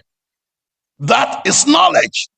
The deacons were carrying the offering basket from one place to the other. And of course, I don't lose money because I don't carry cash. But as I was doing something on my phone, I looked beside me. I saw that Dr. Wangpa was doing something on his phone. I saw a number of other people were doing, and without anybody lifting a dime, money was going straight where? Into the church account. Knowledge shall increase. This time last week, some people were in St. Louis, Missouri. And guess what? They're back with us today. If it had been in those days, during the frontier days of this country, it would be on horseback. How long would it have taken you to ride from here to tell me? Many days. And yet, they went and they came and they're back here. Knowledge shall increase. Knowledge has increased. And that one we can see, but men shall run to and fro. We still don't know what they're doing. Running to and fro. When God asked Lucifer, Satan, in the council of heaven, and said, hey, Mr. Man, where have you been? What have you been doing? He said, what? I have been running to and fro. They did it. What have you been doing? Where have you been? What, I have been running to and fro. It's so easy for us today to run to and fro. What is not as easy is to account for what we are doing. And even more difficult for some of us is to know and to tell who we really are. Then one was brought to Jesus, Matthew 12, who was demon possessed. The man who was demon possessed, when he would be speaking, the question is, you can see the man that is opening his mouth. But who is speaking? Was it the man that you see or the demon that was inside of him? This demon inside of him, it was blind, it was mute, which means couldn't talk. Some other demons are lame. Some other demons are just all kinds of possessions and oppressions. And Jesus healed the man. You would think that everybody would celebrate. But this is the church of God. God's people, there's not always celebration when good things happen to some people. There are some that are not happy at all because we feel that the promotion of some people means what? Demotion for me. Something that is happening good to somebody means that I am not doing as well. And inside the church, sometimes we find it difficult to obey Jesus. He says, rejoice with those who rejoice, but you weep with those who weep. Sometimes we are not concerned with what happens to the brother, to the sister that we see in church today, or that we did not see in church and we really don't care what happened to them. So that's not my business. But Jesus is always coming back from every sermon that Jesus preached. Just scratch it on the surface. It's either who is my neighbor? What is the greatest commandment? Which of the commandments is greater? And it's what about love? Love the Lord your God with all, and then love your neighbor. So it's always coming back. Everything that Jesus has to say, it's not just what you do, but who you are. That's why he concluded in verse 30 of that Matthew 12. He says, he who is not with me is against me. You cannot be a Christian without being a Christian. And a Christian is who? A follower of Christ. Christianity is not a political party. It's not an ideology. It is existential. It is your very being, my very existence. So the only reason why there is problem in the church is because the church is populated with Christians who are not disciples of Christ. Cultural Christians, social Christians, political Christians, tribal Christians. You know, the one that says, oh, this is okay. Yeah, every other thing will settle in church, but this one will go back to the village. I'll meet you, in the market square before you know where we go now. I'm not here to confront, but the word of God does not change. Hebrews 13:8 says Jesus Christ is the same when yesterday, and it doesn't matter. You cannot change it. Yesterday, today, and tomorrow, after tomorrow, it does not change. I am the Lord your God. I do not change. That's why you are not destroyed. The sun does not rise at 8 o'clock today and 5 o'clock tomorrow. It is consistent. Can you go unless you are? That's the question. Men and women shall run to and fro to do what? And what we do depends on who we are.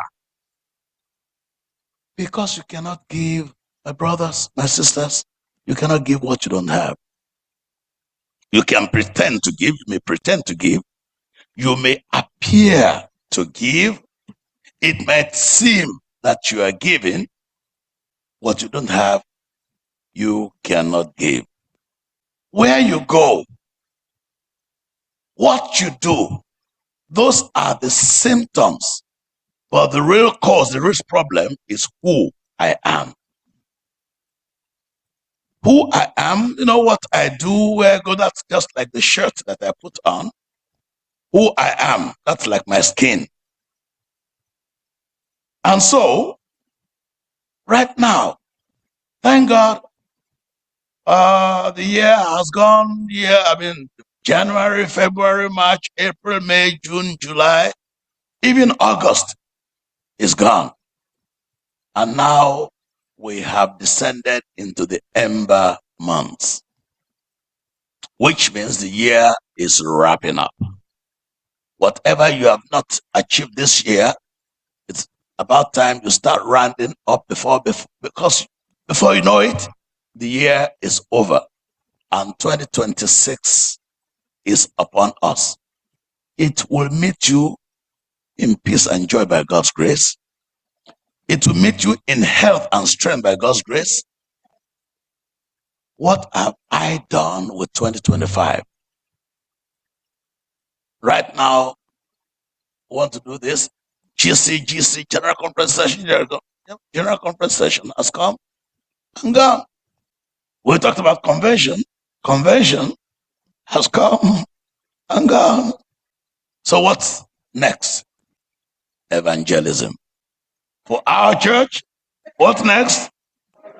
It's evangelism. But is evangelism actually a program or is it a mindset? Is evangelism something that we set a time and date for, or is it something that we are? And that's why the most effective evangelism program can only happen by people who have been evangelists from the word go. You cannot give what you don't have. So as we mobilize, as we prepare, as we begin to just look forward to the end of the year and to reaching out, brothers, sisters, don't go out yet. Reach in. Look in. Lord, send a revival, that song says, and let it begin where? In me. Let it begin in me. That's just the simple reminder that we have for this morning. Because if we go out without being in, it will be the same story. We can fill the whole church with people, with souls, and they will be dead souls. Be like a mortuary, spiritual mortuary. You're bringing in, it doesn't matter how many we bring in. In the morning, ring your alarm bell, your alarm clock, they will not wake up. But if those of us inside, if we are alive, like the bones of Ezekiel, the bones of Elisha, it says, when Elisha died and they threw some people inside his grave, what happened? Even they woke up. Even his bones. The man was dead. God wanted him to rest from his labor. But the people that they threw inside there, they got up. Jesus Christ was dying on the cross. What happens to some people in Jerusalem? They resurrected. What it means is simply this: giving all we have and all we are is what will make a difference to those that we are going to meet outside. There is no point going out to bring dead souls into a dead church. At least where they are not smelling inside. They are smelling outside. So let's not include smell to stench by bringing in others when we ourselves don't even know who we are. You know, there are two passages in the Bible that we quote that actually form the hardcore of this I will go.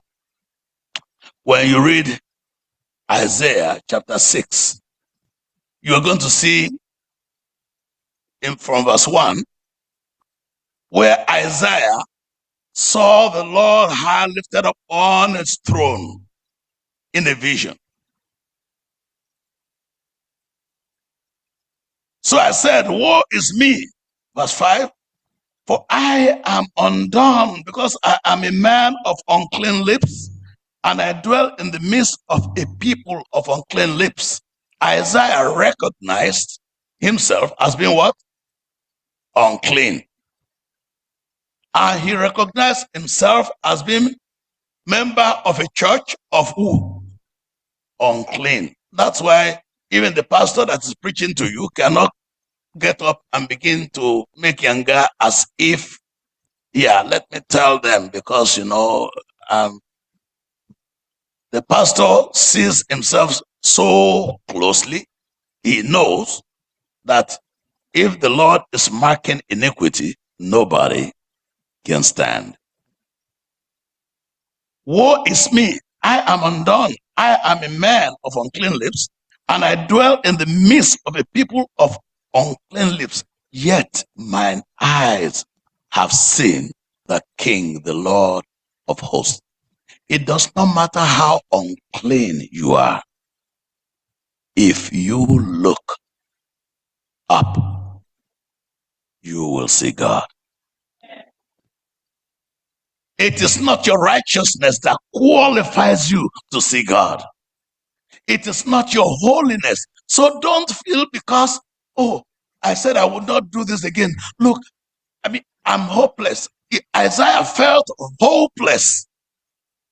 And yet, because God saw his heart, God knew that he was willing. God revealed himself. When God revealed himself to you, the next thing you also do is you will hear his voice. First, he reveals himself. He saw the Lord on his throne. And then he heard God say, whom shall I send? One seraphim was sent to go and touch his lips. What is my role today? The seraphim, the angels, they're just creatures like us. The Bible says we are made a little lower than angels. It's not because angels are better. They are made differently. They are serving a different role. Whatever your role is in the church, the pastor is not better than you. The elder is not better than you. Nobody is better than the other person. We are vessels that are dedicated to different services, different roles in the church. And that's why there should be no struggle. There should be no compulsion. There should be no pressure. Each one of us, we have our own role. The body is not just the head, it's not just the eye, not just the hand. Isaiah, after he had been touched with a coal from the altar, he heard the angel say, your sin has been taken away. Because we cannot be in the presence of God and stand with our sin and cling to our iniquities and cling to all those things that, because sin is incompatible with God. If the angel wants to take away your sin and you say, no, I cannot let go, then you have made your choice. It's not because you had no option, but rather because you exercised your option that you had. Day by day, moment by moment, at home,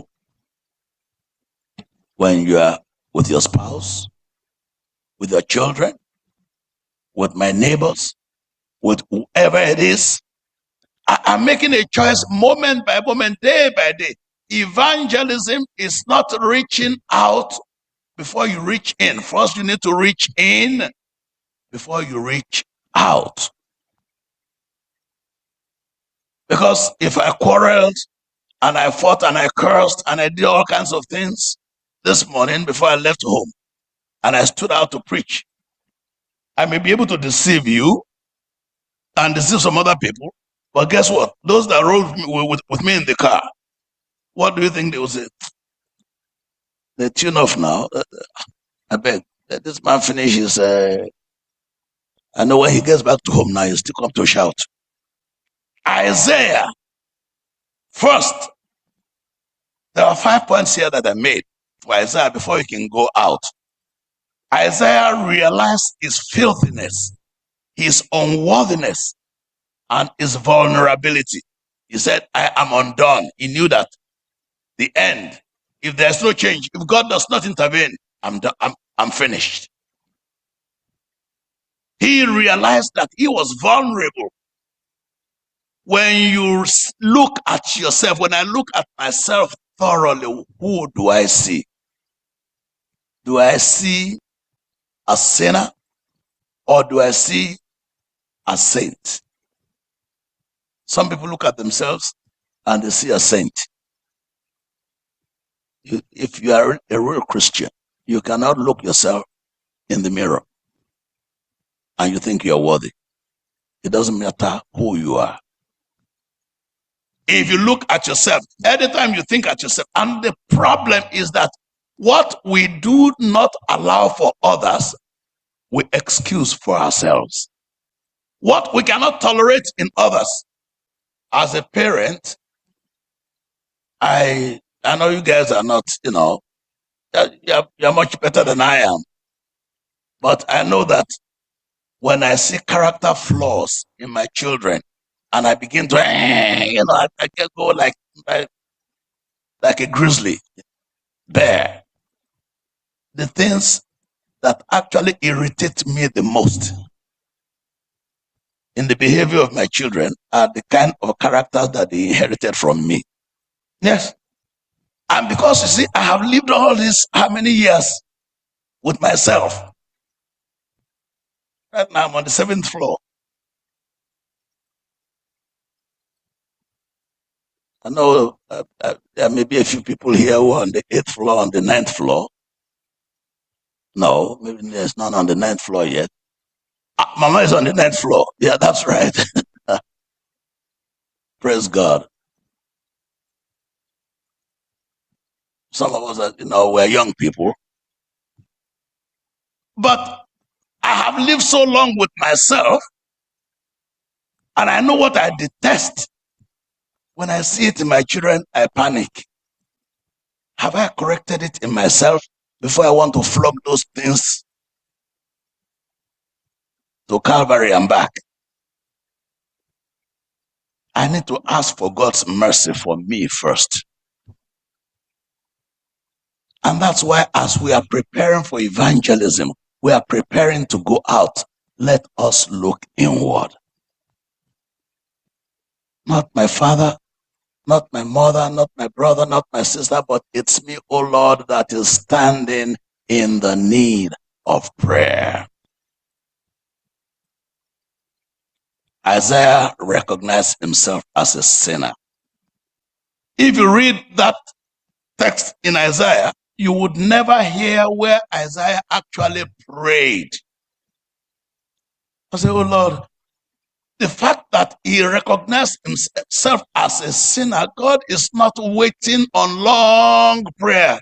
Oh Lord, he looked at himself and he despaired. Oh, I'm finished. And God looked at him and saw his heart. It's the one that wills and does the good work in you. It's not how eloquent you are in prayer. It is not how beautiful you are that you stand before. All of that is filthiness.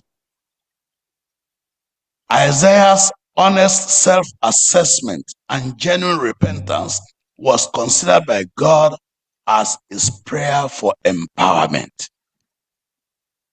That's why he was anointed for ministry.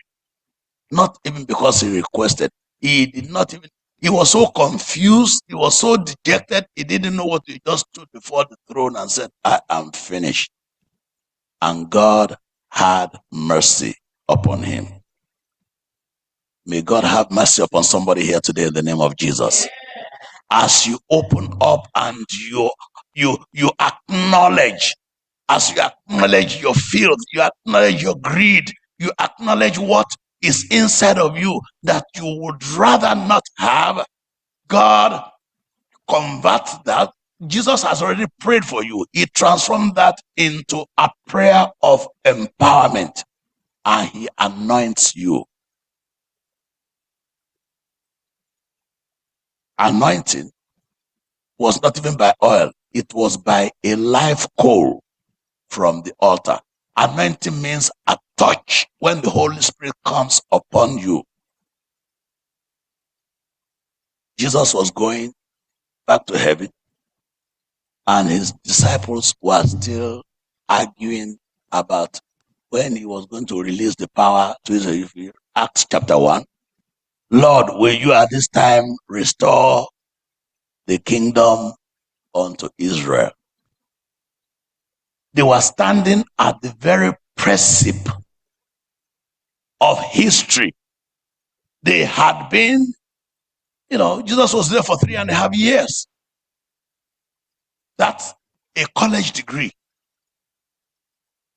They went their freshman year, sophomore year, junior year, all the way. it got to graduation point. Jesus was on the point of leaving. They were still arguing about greatness, about position, about who was going to be what. Will you at this point restore? Their focus was wrong. We have just come back from the General Conference session 2025 for the Seventh-day Adventist Church. I saw myself, I saw my brothers and so many other people. Our focus is still wrong. And Jesus said, it is not for you to know the time or the seasons that the Lord, the Father has said by who? By his own authority. Talks about by his own authority, which now reverts back to Matthew chapter 28, when it says, all power is given to me where? In heaven and on the earth. The power that is given to me in heaven and on the earth. What am I, what, I'm giving it to you. And so you do what? Go. When I say I will go, go and make disciples of all nations. Jesus is always consistent with himself. So when you go back to Acts chapter 1 now, verses 7 and 8, when it says, you shall receive power, at what point in time? When you have been anointed. You can see, whether it's Isaiah, whether it's Matthew, whether it's Acts, it's always the same thing. When you have been anointed by the power of the Holy Spirit, and you have been anointed, you will receive power. It's power to do what? Power to witness. You, when you have received that power, you will be my witnesses. Where? In first,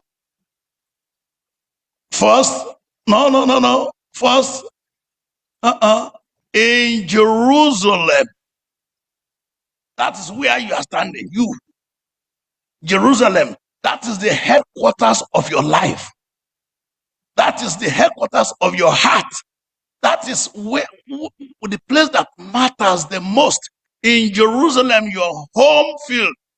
Judea is just the city around Jerusalem. That's, Judea is the region around Jerusalem. Don't go to Judea. Start where? Start in Jerusalem. I will start in Makendesalem. Mama,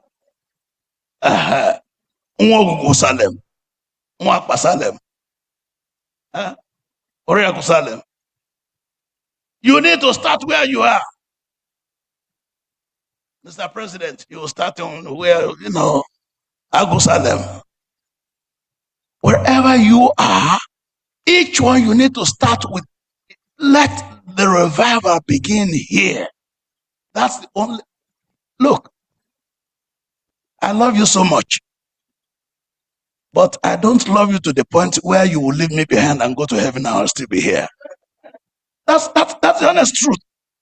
I love you. But Jesus only commanded me to do what? To love you as I love me.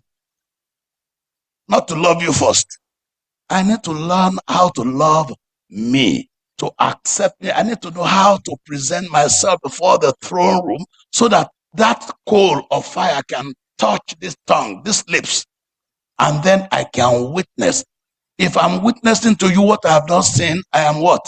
A false witness. Don't go until you have pain. That's the point.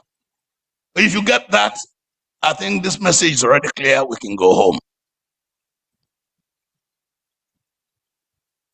He gave him the power. He anointed him. He says, when the Holy Spirit has come upon you, when you have been anointed of the Holy Spirit, then you will go. Isaiah did not even know what was the assignment that he was saying yes for. He just said, here I am, do what? Send me. It was only after he surrendered himself, God now said, you go and tell these people. Make yourself available to God. once you have made yourself available to God, where he wants to send you, you have to be at home, at work, wherever. Once you have become, you can go, and everywhere with Jesus you can safely go. I need to be before I go. Ahimaaz was a young man, during the times of David. I want to close with that story. During the time of David, David was being pursued by his own son, Absalom. Absalom was seeking to actively kill his father. I don't know what trouble you have at home, but whatever trouble you have at home, I doubt if it's to the point where Absalom was running around with an axe to kill his father, where he gathered a whole army. I pray that how many of us have named our children Absalom? Let me see. Avi Shalom. Absalom itself, it's a good name. It is a good name. It's just the one that carried that name before that made all of us to run away from it. Yeah. Avi Shalom. It's about peace. A messenger of peace. A carrier of peace. That's the name, Avi Shalom. But a son of peace who was unleashing war against his own father. But that's not the story. That's for another day. The point was that after Joab, the general, the commanding officer, killed Absalom, contrary to the instruction of the king, because the King David, as good a man as he was still not balanced. Absalom was killing, mobilized a whole army to kill people back and forth. And then when they were going, he says, be kind with the young man Absalom, with the young assassin Absalom, because Absalom was his son. Joab got to the war front, he did what he needed to do. Because that's not the first time. Remember, Absalom had killed Abner. What's his name? The one who raped his sister, Ammon. That's not the first time he will kill. He had killed before. And what did happen? David pardoned him. And now he was trying to kill a whole nation. And David was saying, please be gentle, be kind with the young man. And Joab said, yes, sir. And when he found the young man was not dead, he executed him straight away, firing squad. And there were two people there. There was Ahimaaz. Ahimaaz was a talented runner, Olympic standard. He was both a long distance runner as well as a sprinter. He could sprint all the way. Ahimaaz said, okay, let me run. I will go to the king. And Joab said to tell the king what? You will not go today. There is no good news to tell. So he looked at Cushite. Cushite did not offer to go. Cushite was just a young man there. He was not as fast as Ahimaaz in running, but he knew how to carry the message. You may be talented in so many different things. You are talented in this, talented in that. It may not be your message to carry. Because Ahimaaz could run. The question is not whether you could run or you could not run. The question is, what are you running to? Running to and fro. You are in the church. You can sing. You can play. You can do this. You can do that. You are talented here and there. You can mobilize. What exactly is God calling you to do in His church, in your family, in the community? It's not about you. It's about the service to which you're called. Don't go unless you are to be or not to be. That's the question. It's not to go or not to go. We're always going. We have been sentenced to going, running to and fro at the time of the end. But to do what? Don't go today. And Cushite was sent. He didn't even tell him, he said, you have sinned. Go and tell the king what you have sinned. That was all that Joab said to Cushite. And Cushite saluted and began to run. They went back. Ahimaaz said, no, sir, I need to run. I have to run. I also must run. I must. So many people want positions, they want name, they want rank, they want this and that in the church. And then when you get that position, what happens? We're getting to the end of the year. This is 9th month. When Ahimaaz was choking the life out of Joab, you want to run? He said, yes, sir. Okay, run. Because Joab was so sure that the Cushite was almost at the destination. What did Ahimaaz do? He outran, overran, complete, the Cushite. He got there before the Cushite. And then after he got there, hey, welcome, welcome, my son. So what happened? How is everybody? How is the young man Absalom? I mean, you see, really, as a matter of fact, as in what really happened, all these preambles. Hey, what happened? I did not. There was some noise. I didn't see. Then what did you come to tell?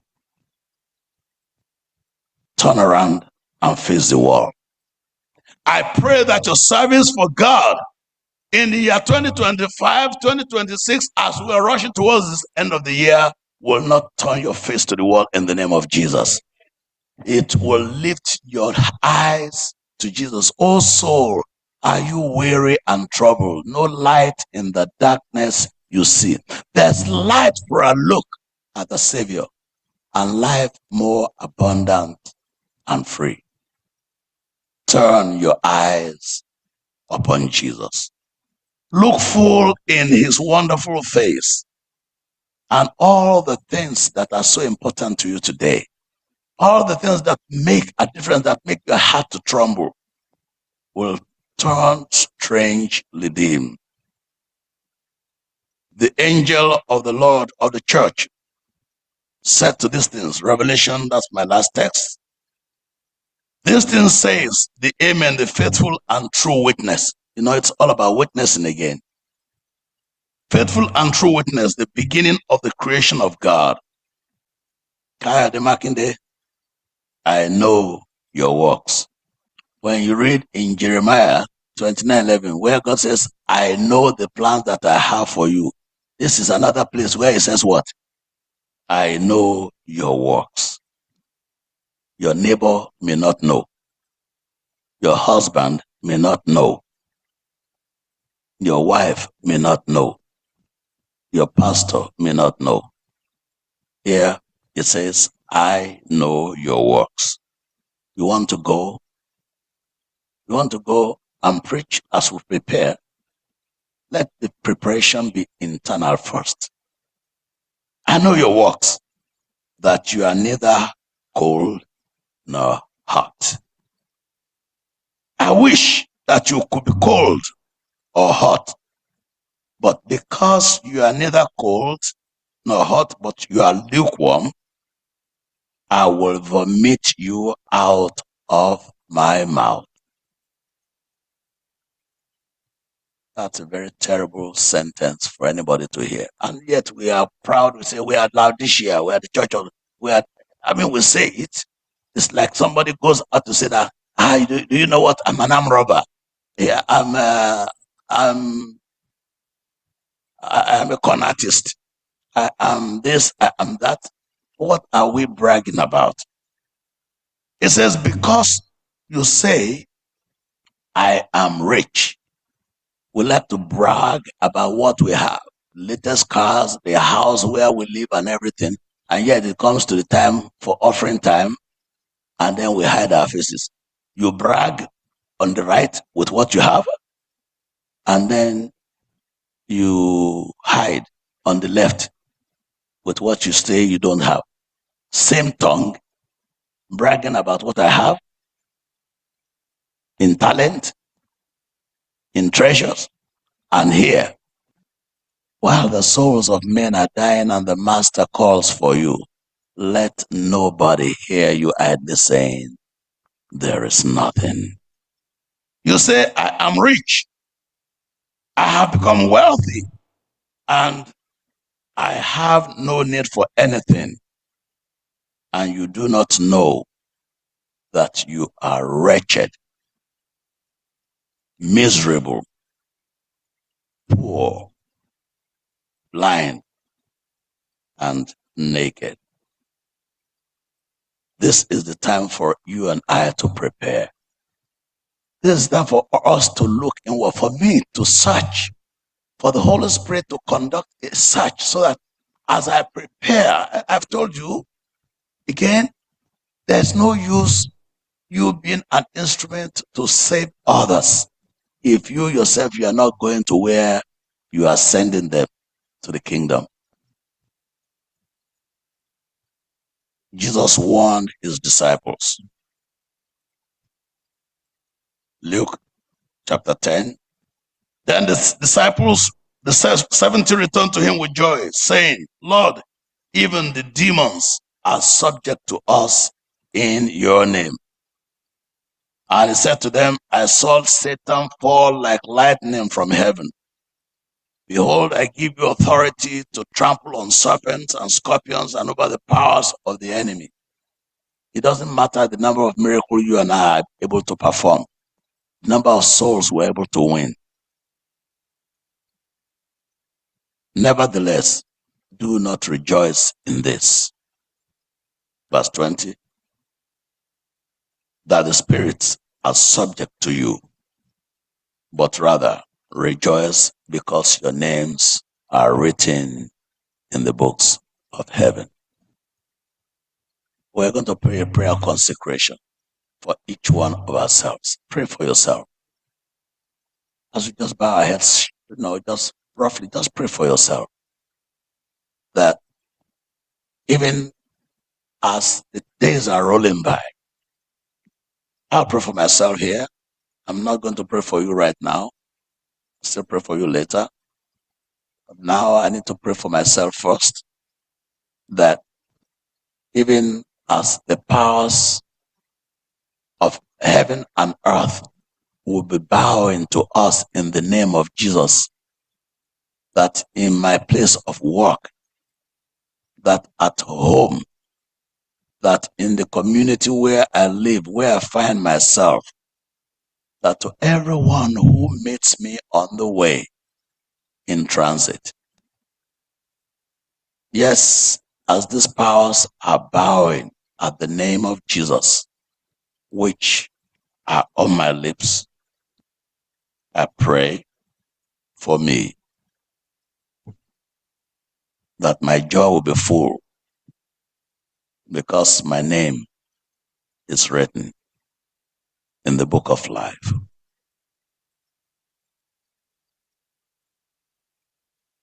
Heavenly Father, I thank you, Lord, because you have answered my prayer for myself. I pray for each and every one of my brothers and sisters to be or not to be. That is a real question. Father, thank you, Lord, because we are of those whose names are written in the book of life. Help us to choose you moment by moment, day by day, in every situation. In the name of Jesus Christ, who died for us. Amen. Thank you, Pastor Makinde. We will all rise as we bring the service to a close with the use of our SDH 375. Let us rise.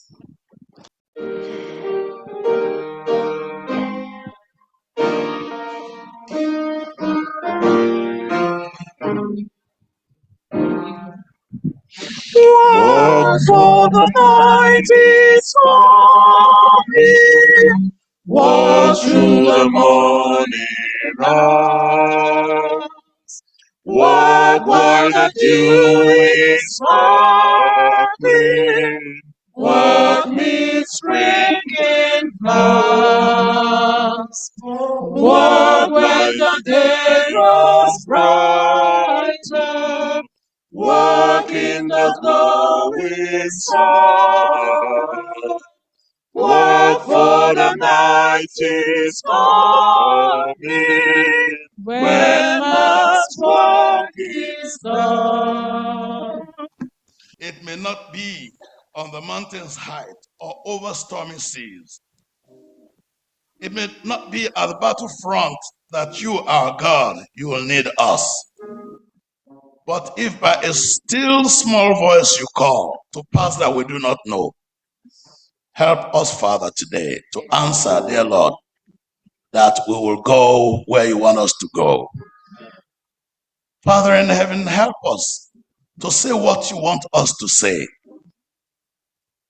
But especially, help us to be who and what you want us to be.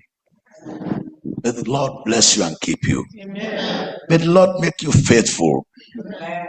As you make your choices, decisions day by day over the little jobs, the little task of life. May you choose to be a disciple. May you choose to be a Christian. May you choose to be a pilgrim for the kingdom, that the distractions of earth will not make you to lose the celebrations of heaven. May the Lord bless you now. Amen. And keep you forever. In the name of the Father, Amen. And of the Son, Amen. And of the Holy Spirit. Amen.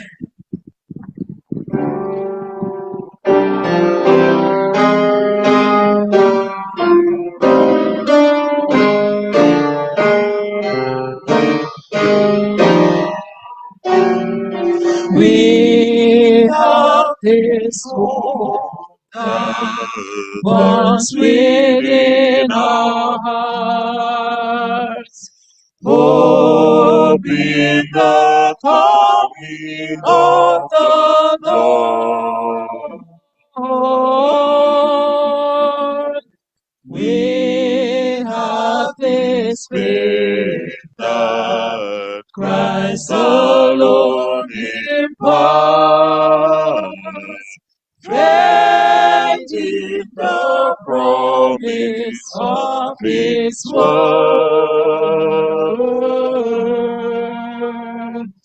We believe the time is here when the nations far and near shall awake and shout and sing. Hallelujah, Christ is here. We have this hope that burns within our hearts.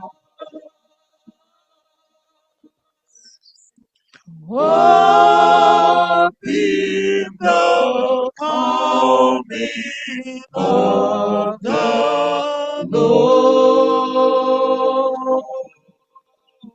Ask God to equip you or equip us as we walk into the new week, and in extension to equip us as we prepare for evangelism. If there are any crookedness that will debar the Lord from hearing our prayer today, I honestly pray that the Lord removes it. Cleanse us from all unrighteousness. Prepare us, mighty Jehovah, each day, each hour, and each minute, so that we will be fully prepared. We pray that He makes us worthy at all times. Even when we fail, Lord, we're asking that you make us up. Thank you, O Lord, because you bring us safely back again next week in your presence, because we have prayed in Jesus' name. Amen.